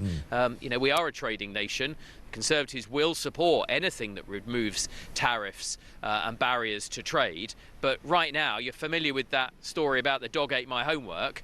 You know, my suspicion is Larry the cat has eaten any trade deal that ever existed. Yeah, very well put. Andrew, good to talk to you. Thank you very much indeed. Andrew Griffith there, Shadow Business and Trade Secretary. He knows a thing or two about trade. And this is, unfortunately, becoming the kind of the hallmark of every single announcement by this government. You know, it doesn't ever add up to what actually is happening in reality. They said they had a trade deal with the US, they haven't. They said they got a trade deal with the EU, they haven't. They said they got a trade deal with India, well maybe, but it's not a very good one. William Clouston is here. I mean, it is becoming very, very common, isn't it, where the government and Keir Starmer, I mean, he's been accused of lying now by Andrew Griffith there, also by Chris Philp, the Shadow Home Secretary. You know, these are pretty strong words for politicians to use about each other. Yes, Starmer's the worst. He's probably the worst. He really is. I've never come across a politician like that. But on the trade deal, it's very interesting because it was heralded in early May. You know, I think it was the 8th of May when it was announced. Yeah. Landmark economic deal. Yeah. Landmark. But only had 3 provisions really. You had 13,000 tonnes of beef. Well, it's a few cattle. Yeah. And you had 100,000 cars. We sell about that number of cars to the States now. Right. And that was on a quota. Yeah. And that's going in at 10% tariff, fine. And then steel apparently was exempt. Right. But Trump has now given a rally speech in Pittsburgh, you know, the Steelers, right, and said that steel tariffs are going to be 50%. Right. So the problem is, I mean, I don't want to give any credit to the government because they're a shambles, but if it's 50%, it's 50%. If it's nil, it's nil. And I don't think we know, the public don't know, the steel producers don't know what's going on. Right. And that is the problem. So why announce that you've got a deal when you haven't got a deal? It's not, and it's not, what I really despise about this government and about politics in general now is it's all about PR and comms. They've got these immature, quite young people that think it's all about comms and not about good governance. If you speak to people in the country, what the public want a strong and unified Britain that's governed well. Yeah. They want it governed well. And all of the efforts that these people are concentrating on is PR and spin. So to call this tiny little deal, which Griffiths is quite right actually, Parliament hasn't seen this deal. No. It hasn't been published. I can't read it. I can read a press release. That's all I can see. Yeah. And in any case, it's not, everyone knows. I mean, as you know, I'm on record, I think tariffs are very useful in building, reindustrialising. I think we need them. Yeah. But Trump is there's so many sharp turns, Mike. Right. No one, would you, if you did a deal with Trump today, would you know it would be there tomorrow? Come on. You wouldn't. You wouldn't. Absolutely not. I mean, all you can do, I suppose, is sign the deal in some way, shape or form. I mean, you can shake hands on the deal.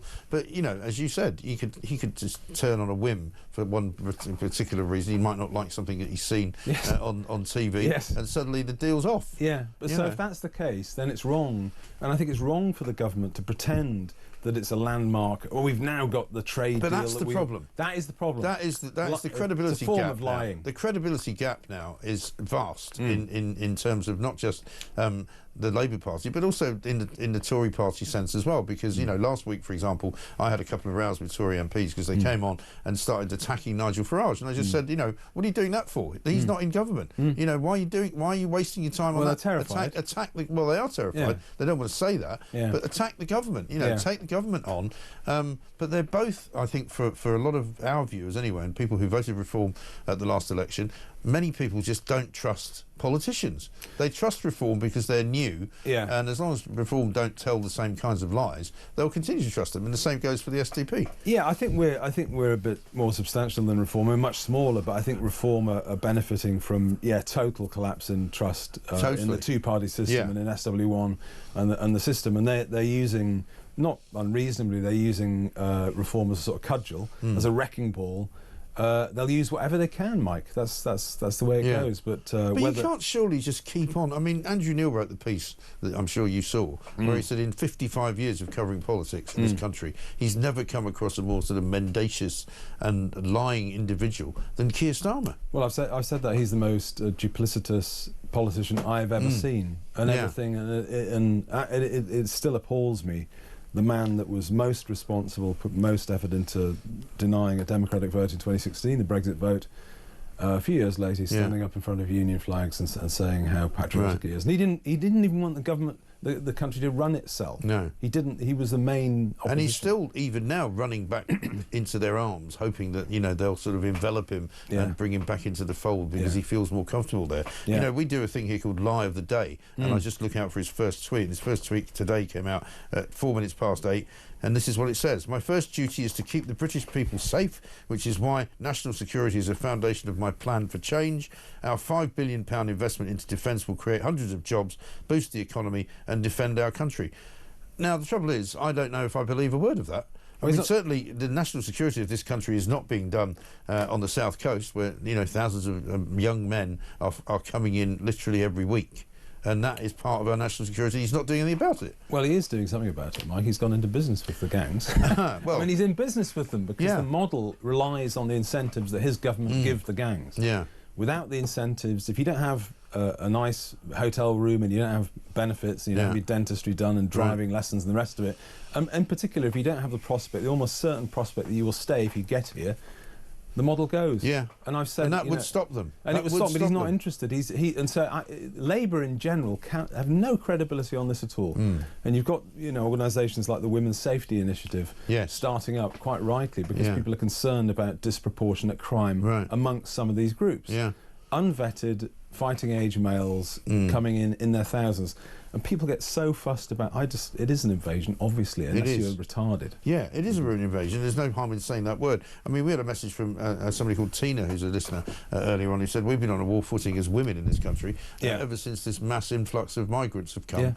And when we walk down the street, we know the streets have changed. And that's, people have said it. And actually, if you only have to, I don't copy them all, but I've had a look at some of them, Women's Safety Initiative testimonies. Listen to what people are saying, what young women are saying about how they feel walking the streets of Britain, and it's harrowing. Yeah, and again, you know, they've got a government with people like Jess Phillips in it saying, you know, we're helping young women and girls and making the streets safer for them. Well, you're not. It's just not true. It doesn't make any sense. And you can't lie about stuff like that. And that's why there's collapse. Because people say, well, nothing you say means anything to me anymore. Exactly. And that's why the public are annoyed, and I can understand them when he's voting Reform. As I say, Reform's like a sort of wrecking ball. They've stolen quite a lot of our policies. I mean, I always say to people it would be good if they actually believed in them. You know. Well, I mean, I'm sure Nigel Farage will tell you that he believes in all of his policies, but I mean, I'm not here to represent him. Tell us as well what's going on in Scotland, because there's a by-election coming up on Thursday, and obviously we can't get into it too much because we're in a voting period. But there's been some activity up there in regards to free speech, right? Yeah. Well, there's. I can't comment on the actual case because it's now live. It's a live case. But a very quite an alarming thing happened last week, which is that the leader, no less, a political leader, Craig Houston, the leader of the Social Democratic Party in Scotland, was arrested and charged in relation to an online communication issue. I can't say anything about it at all, and I'm not going to. But just broadly, Mike, you know, and you've covered in this programme the issue of online communication, members of the public getting arrested and things, and it is very concerning. It is. You know. And it's not going away, is it? Because despite what we hear from politicians saying, we actually don't hear it from Keir Starmer, but we used to hear it from Tory politicians, you know, we don't wish to police people's tweets, and yet it's still going on. Yeah, I mean, because of what's happened, a lot of normal members of the public are concerned about getting a knock at the door. Yeah. And obviously another case unrelated to that, but the you know, you've got Alison Pearson, a journalist, getting a knock at the door by the police. So a lot of people are very concerned and scared actually about it. No, but anyway, the leadership team in the SDP and myself stand by Craig, very mild-mannered fellow and a valued colleague. Well, most of these cases tend to be overblown, don't they? I mean, we know about the Lucy Connolly case. We've got Lord Hermer sitting in judgment of that case in particular, which we now know he did, when we also know that he has a very different view of other infractions, whether they be actual physical, you know, violent infractions or threatening actions. We've got a rapist, we've got a paedophile, we've got a terrorist fundraiser, all of whom were given lighter sentences than Lucy Connolly. He did not intervene on the basis that it was in any way too lenient, which tells you an awful lot about Lord Hermer, doesn't it? Well, yes. I mean, if you look at his history, you've got to wonder whether a person like that really has the interests of the British people at heart. I wonder whether he will last actually. I don't think he will. Administration. I don't think he will. I think he's out the next time there's a reshuffle. No question at all. We've got to leave it there. Thank you very much indeed, William. Let's get a quick voice note from Mark on Tobias Elwood. Morning, Mike. It's Mark in Lancashire. Well, there we go. Tobias Elwood once again. Yawn. Never ceases to not annoy me, to be honest. You always know what sort of spin, globalist spin, he's going to put on everything. Somebody needs to tell this clown that he's a member of Her Majesty's opposition. The clue's in the name. He's supposed to oppose the government, not agree with every stupid thing that they're doing. Plus, he's on about more foreign aid there, that we've got to go and fix all the problems in the third world. Yet again, why the Tories are absolutely finished. These guys are dinosaurs. They're out. They're finished. He's gone. He's just talking to people who are no longer listening. We've had enough of clowns like him. I think you've made your point there very well, Mark. That's why he didn't win his election, and he's no longer an MP, I guess you might say. It's 9:22. This is Talk.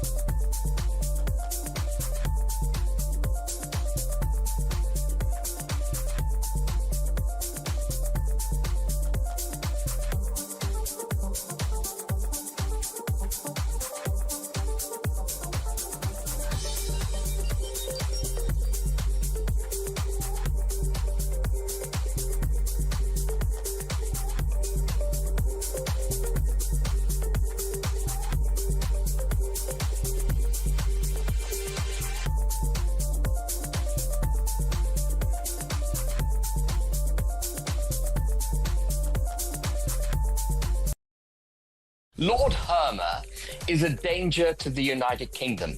He is also completely wrong when he suggests that the ECHR in any way has a legitimate democratic representation in this country. It is essentially an undemocratic court, and it breaches the Universal Declaration of Human Rights that it should hold sway in the United Kingdom. It is anti-democratic in its very existence, and Hermer must know this.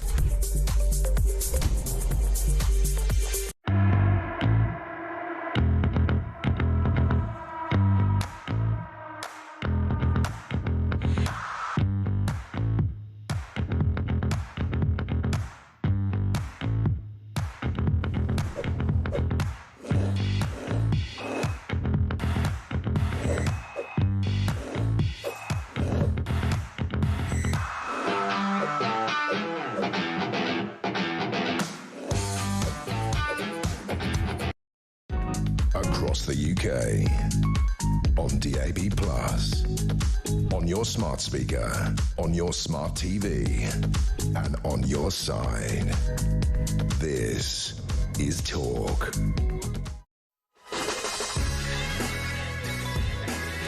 Welcome back to Morning Glory, 9:25. I'm Mike Graham with you, of course, all the way through until 10 o'clock, and then Julie Hartley-Brewer will be taking over. Rebecca says, please, no more deals with the French on immigration. It's not their problem. They aren't interested. Either allow UK police to secure French beaches or police the channel ourselves. Cut the benefits of coming to the UK, set up a camp on Ascension Island, and don't let illegal migrants set foot on UK soil.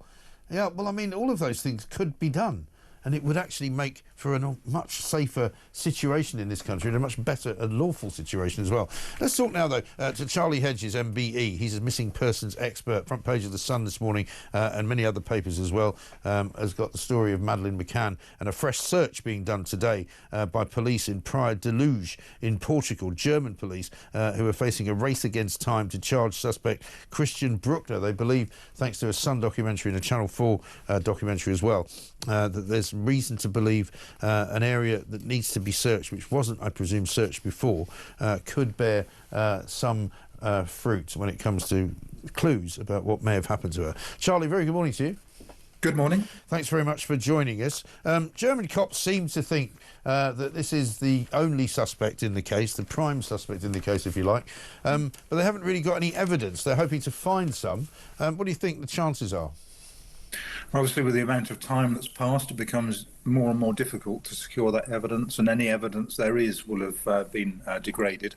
So yes, they're up against quite a big mountain to climb, but they are still trying to climb it and get a solution for us. Yes. I'm told that in terms of the sort of technology they're using, this radar search will be able to show ground that may have been disturbed, even though it was, 18 years ago. What can you tell us about that? Yeah, so technology has moved on enormously since the time when Madeleine went missing. New ideas have come forward. Radar is used in a lot of areas to get a profile of what's happening under the surface, to give some indications as to where to look and where to conduct further searches. Right. So it's another useful tool that they can employ. And has this area not been searched before? And if so, what happened when it was?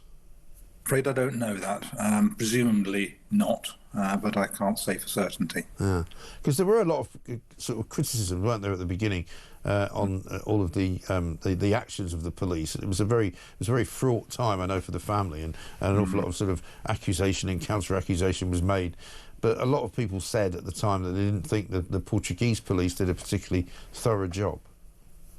No, that's something that's been looked at over the years, and what is always essential in these cases is to respond rapidly and effectively, and to rule in or rule out potential suspects, that which would include the family, so we can ensure that they either are or they're not involved, and then look for the evidence before it becomes degraded, as it has over this period of time. Right. It's great to see a huge amount of effort now, but it would have been more effective 20 years ago. Yes, exactly. And from what we're being told, it would appear that the German police are not looking for clues as to where she went, but more looking for remains. I guess that would be the sort of the main focus now. Obviously, it's difficult to determine exactly what their lines are because we don't have all the information. But common sense would say that at the moment the thing to look for would be remains to try and close the case. Yeah, and of course some people always, whenever this story comes up again, will say so many people go missing every single year, so many people never get found, many of them aren't presumably no longer with us, and some of them might well still be alive, but some people seem to regret that more resources, if you like, have been thrown at this case than any other? Well, it's certainly a question that sits with me. We have many thousand cases. You could look across the world, thousands and thousands, between 4,000 and 5,000 unsolved cases in the UK. So why does is that every year? No, well, no. Every year it's in the hundreds, and it mounts up, and then they're gradually resolved. But the outstanding amount is around 4,000 to 5,000 who have never been resolved. So that's all those families and loved ones who are left behind, not knowing. And why has £13 million been spent on one case and very little being given to lots of others? And it doesn't seem to be very fair to me. No, and in your experience of just looking for missing persons, is it the case that when you do find them, if you do find them, I don't know what the proportion of those people is. I mean, is it quite often a simple explanation for something that happened? Well, the vast majority turn up very quickly, and they're found, and then it's a question of trying to understand why they went missing and what risks and harm has been involved.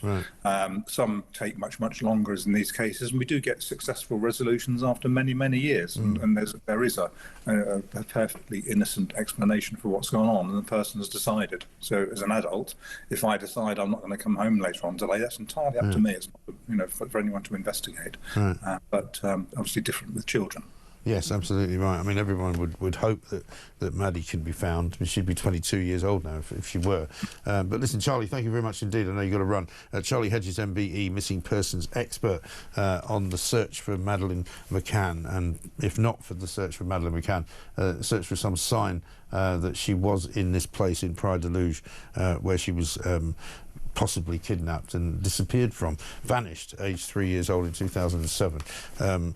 All down to the son, of course, who did an investigation just recently and a little documentary which gave the German police more reason to search this particular area where she actually did go missing.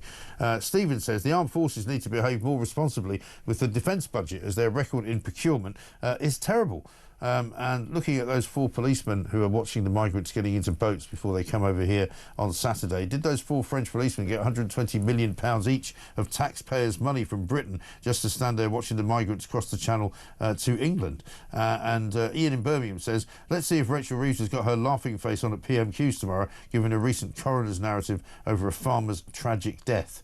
Keep up the good work. Well, let's hope that she would have at least some human empathy for what happened to that family. It would be nice if she actually said something about it, but she hasn't. Morning, Mike, says Ian. What is going on with this government? A few days after we sell a strategic island, Chagos, to China, we declare we are on a war footing, basically aimed at Russia. Who has China as an ally? Does everything this government does backfire? Yes, it does. It seems so. I mean, all the taxes they put on have backfired. It's going to cost the economy even more money than it would have done to collect the money in the first place. You know, the public school VAT tax, that backfired. The farmers' inheritance tax, that's backfiring now. The national insurance rise, that's backfiring. The minimum wage increase, that's backfiring. Keir Starmer's plan to smash the gangs, that's also backfiring.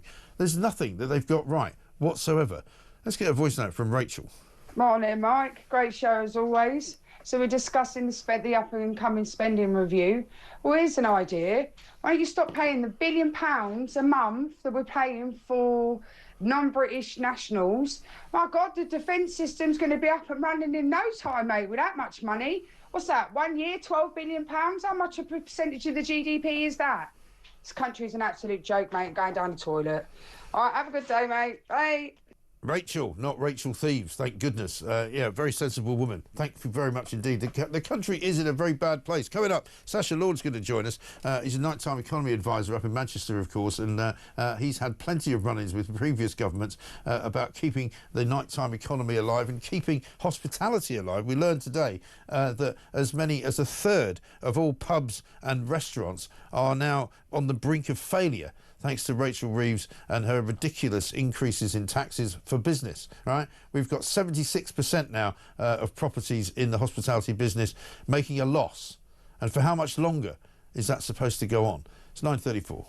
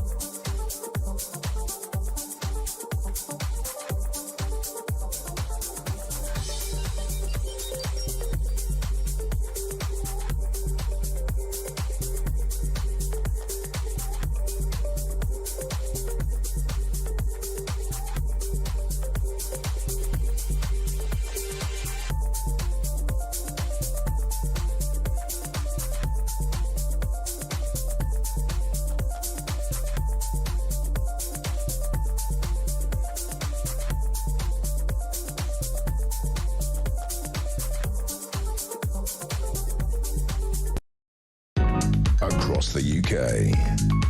On DAB+, on your smart speaker, on your smart TV, and on your side. This is Talk.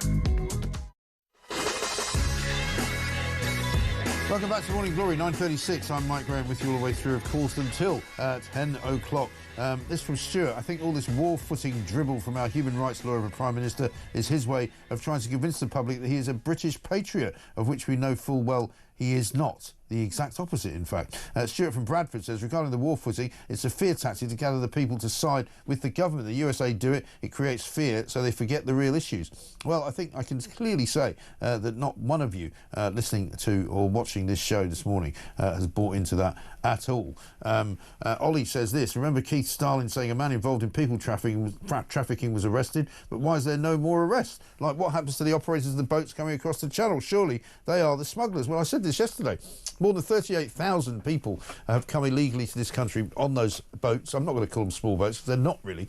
Since Labour got in July of last year, they've arrested one guy, right, who was some kind of boat part supplier, right, as I called him, Napoleon Boat Part. The point is that they've had this guy in custody since November. We think he's still in custody, but they haven't charged him, and he hasn't apparently led them to anybody else. So 38,054 on one side of the argument, one on the other. That's quite a mountain, isn't it, of distance between the two things. But meanwhile, more importantly, closer to home as well, we've got a real problem in hospitality. We're going to talk to Sacha Lord now, nighttime economy advisor, a man that knows a thing or two about the business of hospitality, which is multi-billions of pounds in this country, which is being severely denuded and severely attacked, if you like, by Rachel Reeves and her higher national insurance payments and, of course, her higher minimum wages as well. Sacha, very good morning to you. Well, I'd like to say good morning, Mike. It's certainly morning, but it's not a good morning. No. The industry has got the darkest cloud over it that has ever been registered for many, many years. And business sentiment amongst my sector, which, let's not forget, is the fifth biggest industry in the whole of the UK. Yeah. Now worse than on the back of Liz Truss's mini budget. You know, last time I spoke to you, Mike, we knew what was mentioned in the budget, but it's before it's actually kicked in. Yeah. Now, this is the programme of common sense. I'm not as educated as Rachel Reeves, but I knew adding £3.4 billion as an extra bill into hospitality was going to cause closures. And you've mentioned it. Now, 1 in 3 are trading at a loss and considering closures. Yeah. 60% have made job losses. And 3 out of 4 have had to put up prices. And, you know, so many times, Mike, on social media, I see people complaining about the price of a pint, which now I know in London is north of £7. Yeah. Recently at Euston train station at a pub, I just got charged £4.50 for a bottle of water. But people need to understand now, we are being squeezed. The amount of tax we're paying is untenable. And I'd say she's eroding the fifth biggest industry in the whole of the UK. Yeah. And we talk about pubs. Let's look at pubs. Well, actually, when pubs close, especially those community pubs in our most deprived areas, Mike, people live above those. So she's not just destroying the business, she's destroying family homes. This is unforgivable. It really is. 80 pubs on average closing their doors every single month. I mean, that's an extraordinary number, isn't it? It is. And, you know, where do these people go? You know, if you walk into a pub at 4 in the afternoon, there's a very good chance there's some elderly people sat there. They may be widowed, lost their wives, and, you know, they're sat there nursing a pint. It's not a great business model. They'll nurse the same pint for 2 hours. But that is their enjoyment. Yes. That is helping get over their chronic loneliness. And she's destroying that. This is heartbreaking. Britain is known for our pubs, and they're closing like we've never seen before. Yeah, it is incredible, isn't it? And the pressure on people running just businesses as well. I mean, I'm told that even just my own son works up there in Manchester in a venue, and he said, you know, we haven't got as many people now working the bars because they've had to put their national insurance up, so they can't employ as many people. So, you know, the service is actually not as good, so then it affects the number of people coming in, and you know what I mean? It's a sort of knock-on effect, isn't it? It does, but also just think of your son, the pressure he's got now. He's probably doing 2 people's jobs. It's not great for his mental health. You know, he's been pushed. And I'm hearing this on a daily basis. Yeah. One huge gripe I have is when the Chancellor turns around and says, well, I've met with hospitality. Right. For me, those big corporate hotel chains that she's meeting with, they're not hospitality. No. I want to know Bill and Dorian, who are running the Dog and Duck, the local community bubble, local cafe, the small independents.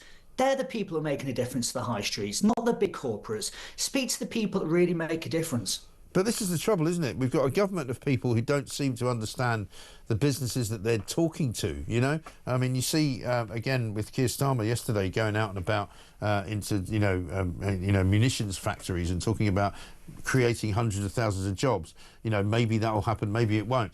But he doesn't seem to ever talk to small business. He doesn't seem to understand that Britain is a nation of small business people. No, and do you know what? After the last 14 years of the previous government, I'll be honest with you, I had some high expectations for this one. Yeah. And I've never said this before, but I got it wrong. I got it wrong for hospitality. You know, they are not the best part of hospitality. Let me rephrase that. She's not the best chancellor for hospitality. And I hope when there's a reshuffle that they bring in a new chancellor, because we desperately need it. And what would you recommend? I mean, if you had, 5 minutes with whoever the new chancellor is going to be, is there a quick fix? Is there something that can be done immediately? Let's drop the NI increase, not just for hospitality, but for retail across the board. It's decimating everybody. Yeah. You know, it's ridiculous. No one saw that coming. Again, like our counterparts in France, Germany, Spain, Italy, let's look at a specific hospitality VAT reduction. We're 20%. Our colleagues on the continent are between 7 and 8%. So let's look at that. And then finally, which they are doing, to be fair, in 2026, business rates reform. Let's bring that in quicker. They're the three triggers that would help save the industry. Yeah, absolutely. And I mean, for people who are probably even thinking about starting up a business like a restaurant or a cafe, I mean, it must be prodigiously expensive now to even think about that. So I've been in this game now for 30 years. I actually don't know anybody who's considering opening at the moment. She's completely stagnated any thought of investment. Yeah. At the moment, people are worrying about how they're going to pay their ongoing bills, not their future bills. Right. So, we're all treading water as an industry. So the business of business is actually stopped as well, which is really a bad sign, because that means the economy will get worse if people aren't spending money. It's completely stagnated. And, we've seen all these figures that are coming in at the moment where there was a slight increase in the last quarter. That stopped at the end of March, Mike. Yeah. Wait to the next quarter. Wait to see those figures when you've got the NI increase there. We're in for a shock. Yeah, I think so. Sasha, good to talk to you. We'll see what we can do. We'll keep the pressure up on them as well. Sasha Lord, nighttime economy advisor, who says that basically Rachel Reeves is ruining hospitality. He wants to see a new chancellor. I think a lot of people do. Rachel is not cutting it, I'm afraid. Let's get a voice note from Ash on the war footing. Morning, Mike. Ash from Preston. Who believes anything about this war footing? It's nothing but a distraction because government approval has just hit 12%, according to YouGov. And in any case, who's going to fight for that wet wipe, Keir Starmer? I mean, exactly right. Absolutely right. Remember Keith Starling, there's a lad from Glasgow missing, says Bridie in the Algarve right now, and they're putting more attention on an 18-year-old missing case of Madeleine McCann. His family must be bewildered. And Donald says, Mike, I'm a delivery driver to restaurants all over the country, and the orders are going down every single week. Don's in Bicester. That's terrible news, isn't it? Mike, with any luck, Rachel from Accounts, tax increases will close the smoke and mirror factories and Starmer will be sunk, says Michael in Birchington in Kent. Well, that's the other thing. I mean, if you are going to be running a factory creating missiles and creating munitions, the more people you hire, the more expensive that's going to be because of national insurance. Absolutely right. Coming up, we're going to take some calls. We're going to take more of your views as well. Of course, lots of you have got things to say about so many of the subjects we've been talking about this morning. But we're also giving you the chance to win FIFA Club World Cup final tickets, thanks to our friends at DAZN. Here's everything you need to know. Hello, look who it is, it's me, Andy Goldstein. And here at TalkSport, we're gearing up for the Club World Cup in the United States. And to celebrate, we've got 2 tickets to the final in New York on July the 13th to give away. We're going to sort out the flights, we're going to sort out the accommodation, and we're going to give you £5,000 spending money to spend however you want. How about that? 18 plus, UK excluding Northern Ireland. For a chance to win, all you have to do to enter is text the word football to 83338. Do that by the 13th of June at 11 p.m, and that's it, you're done, you're in the draw. A text will cost £2 plus 1 standard network rate message. You must have bill payer's permission. Or you can just send your name and number by post to Club World Cup Final Prize Draw, PO Box 3190, Colchester CO2 8GP, and it must arrive by 5 p.m. on the 18th of June. This is a TalkSport limited competition run on TalkSport Talk and Virgin Radio UK stations. Full terms and conditions at talksport.com.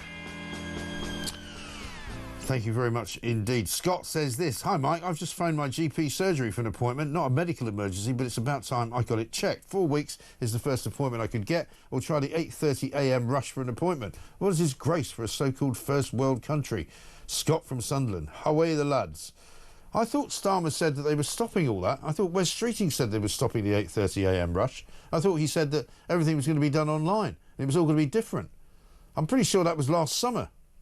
Well, apparently that's not being done either.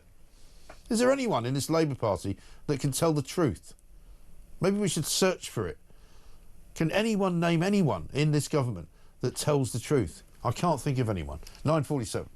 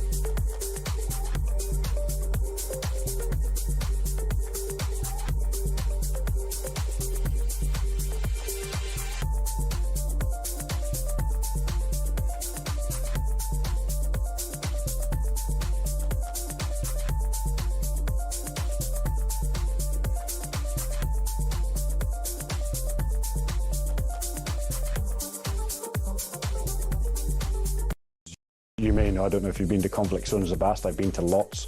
I've been on multiple tours of Afghanistan. I bow to your greater knowledge, 100%. And so what I would say is that usually in conflict there are civilian casualties, and it's a travesty every time it happens. So we implore, if you let me finish 2 seconds, we implore any armed forces or any military man, woman, to ensure that they minimise civilian casualties. And the combatant versus civilian deaths is virtually 1-to-1 in Israel. Does that suggest that is a proportionate response? I'll need to look at the evidence. I haven't looked at the evidence in particular. But. All right, good to know.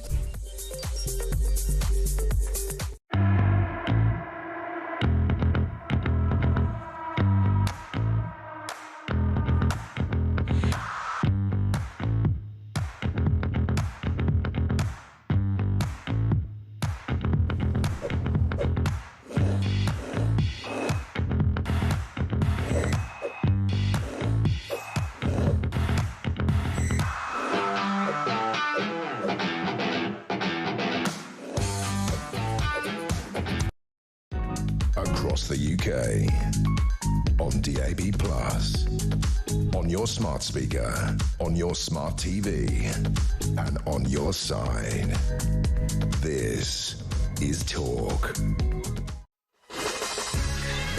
Welcome back to Morning Glory. It's 9:50. I'm Mike Graham with you all the way through, of course, until 10. We've got another 10 minutes, and then Julie Hartley-Brewer will be here. We've got some calls to take as well. Terry's in New Zealand, Dave's in London. Morning, Mike. If Starmer wants to go on a war footing rather than raise taxes, can he just cancel the Chagos deal and use that money instead? Well, it's not a bad thought. Dominic sent me this on X. Literally everything Keir Starmer and Labour say is a lie. Smashing the gangs, a lie. Net zero, a lie. Far right, lie. Defence review is a lie. The cost of the Chagos surrender is a lie. The legal arguments for a Chagos surrender, also a lie. Let's get a voice note from Carl. Hi Mike, Carl in Bury. That's Keir Starmer banging on about war footings and going to war. Nobody's going to war with Britain. We're not being threatened by anybody. It's a load of nonsense. Yeah, there's a war in the Ukraine, but Russia's not threatening to start coming on the beaches and coming over Dover and attacking Britain. The guy is basically trying to scare the British public. And he's trying to scare the British public and try and make himself look hard by saying he's spending money on defence. It's absolutely disgusting. He's already terrified the pensioners, he's terrified the farmers, he's terrifying the disabled. Now he's trying to terrify the whole public by saying we're going to go to war. I'm just absolutely flabbergasted by how pathetic and useless this government is. Cheers, pal. I mean, it's unbelievable, isn't it, Carl? And nobody's buying it. Literally nobody. Dave's in London. Hi, Dave. Hi, Mike. You okay? Yeah, good, sir. What can I do for you? Yeah, just following up on this to buy or sell would thing. I don't think he realises just how the attitudes have changed towards fighting for this country in the last 10 years. Yeah. And when they start looking at who we're going to conscript, we know who they're going to go after. It'll be people like Carl, people like Mark from Lancaster you had on as a voicemail earlier. All of a sudden, white toxic male masculinity will be forgiven, and we'll be off trying to get the white working class out there fighting for the country. But my kids aren't going to fight for this country, not a chance. It's not worth fighting for, I'm sorry, but until there's a change in how this country treats white straight men in particular, unless they're going to recruit from women and people of colour first, we'll see how that goes. And don't forget, the Royal Air Force only a year ago was found guilty of discriminating against white straight men for pilots. So who does Keir Starmer think is going to form the fighting force? I noticed briefly that your thing said the Ministry of Defence is now offering gap years in the military. Right. Well, if they were doing that in other positions, they would say white straight men needn't apply. Please, can we have just women and people of colour? Yeah. So this is such double standards. And listening to Carl, who left your voicemail, and I think it was Mark from Lancaster, you can tell in their voices they're not going to do this. No. They're not up for this. They're not sending their sons. No, they're not buying it, are they? This clown. They're just not buying it, and it's his own fault that people are not buying it. It's because nobody believes a word he says. Dave, thank you very much indeed. Terry is in New Zealand, wants to talk about migrants. Terry, good morning. Hi, good morning, Mike. Good to talk to you, Terry. Well, actually, I'm just watching Morning Talk here. It's about 5 to 9 in the evening. Okay.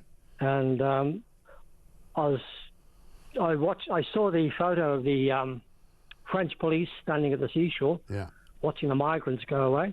I was thinking, it just suddenly struck me, and there has been references also in the past to Dunkirk, about those boats going to Dunkirk and, of course, Second World War, etc. It suddenly struck me, no one's ever mentioned, or no one ever brings up the fact that Britain lost a lot of soldiers, a lot of military, gave their lives and limbs, particularly for the French.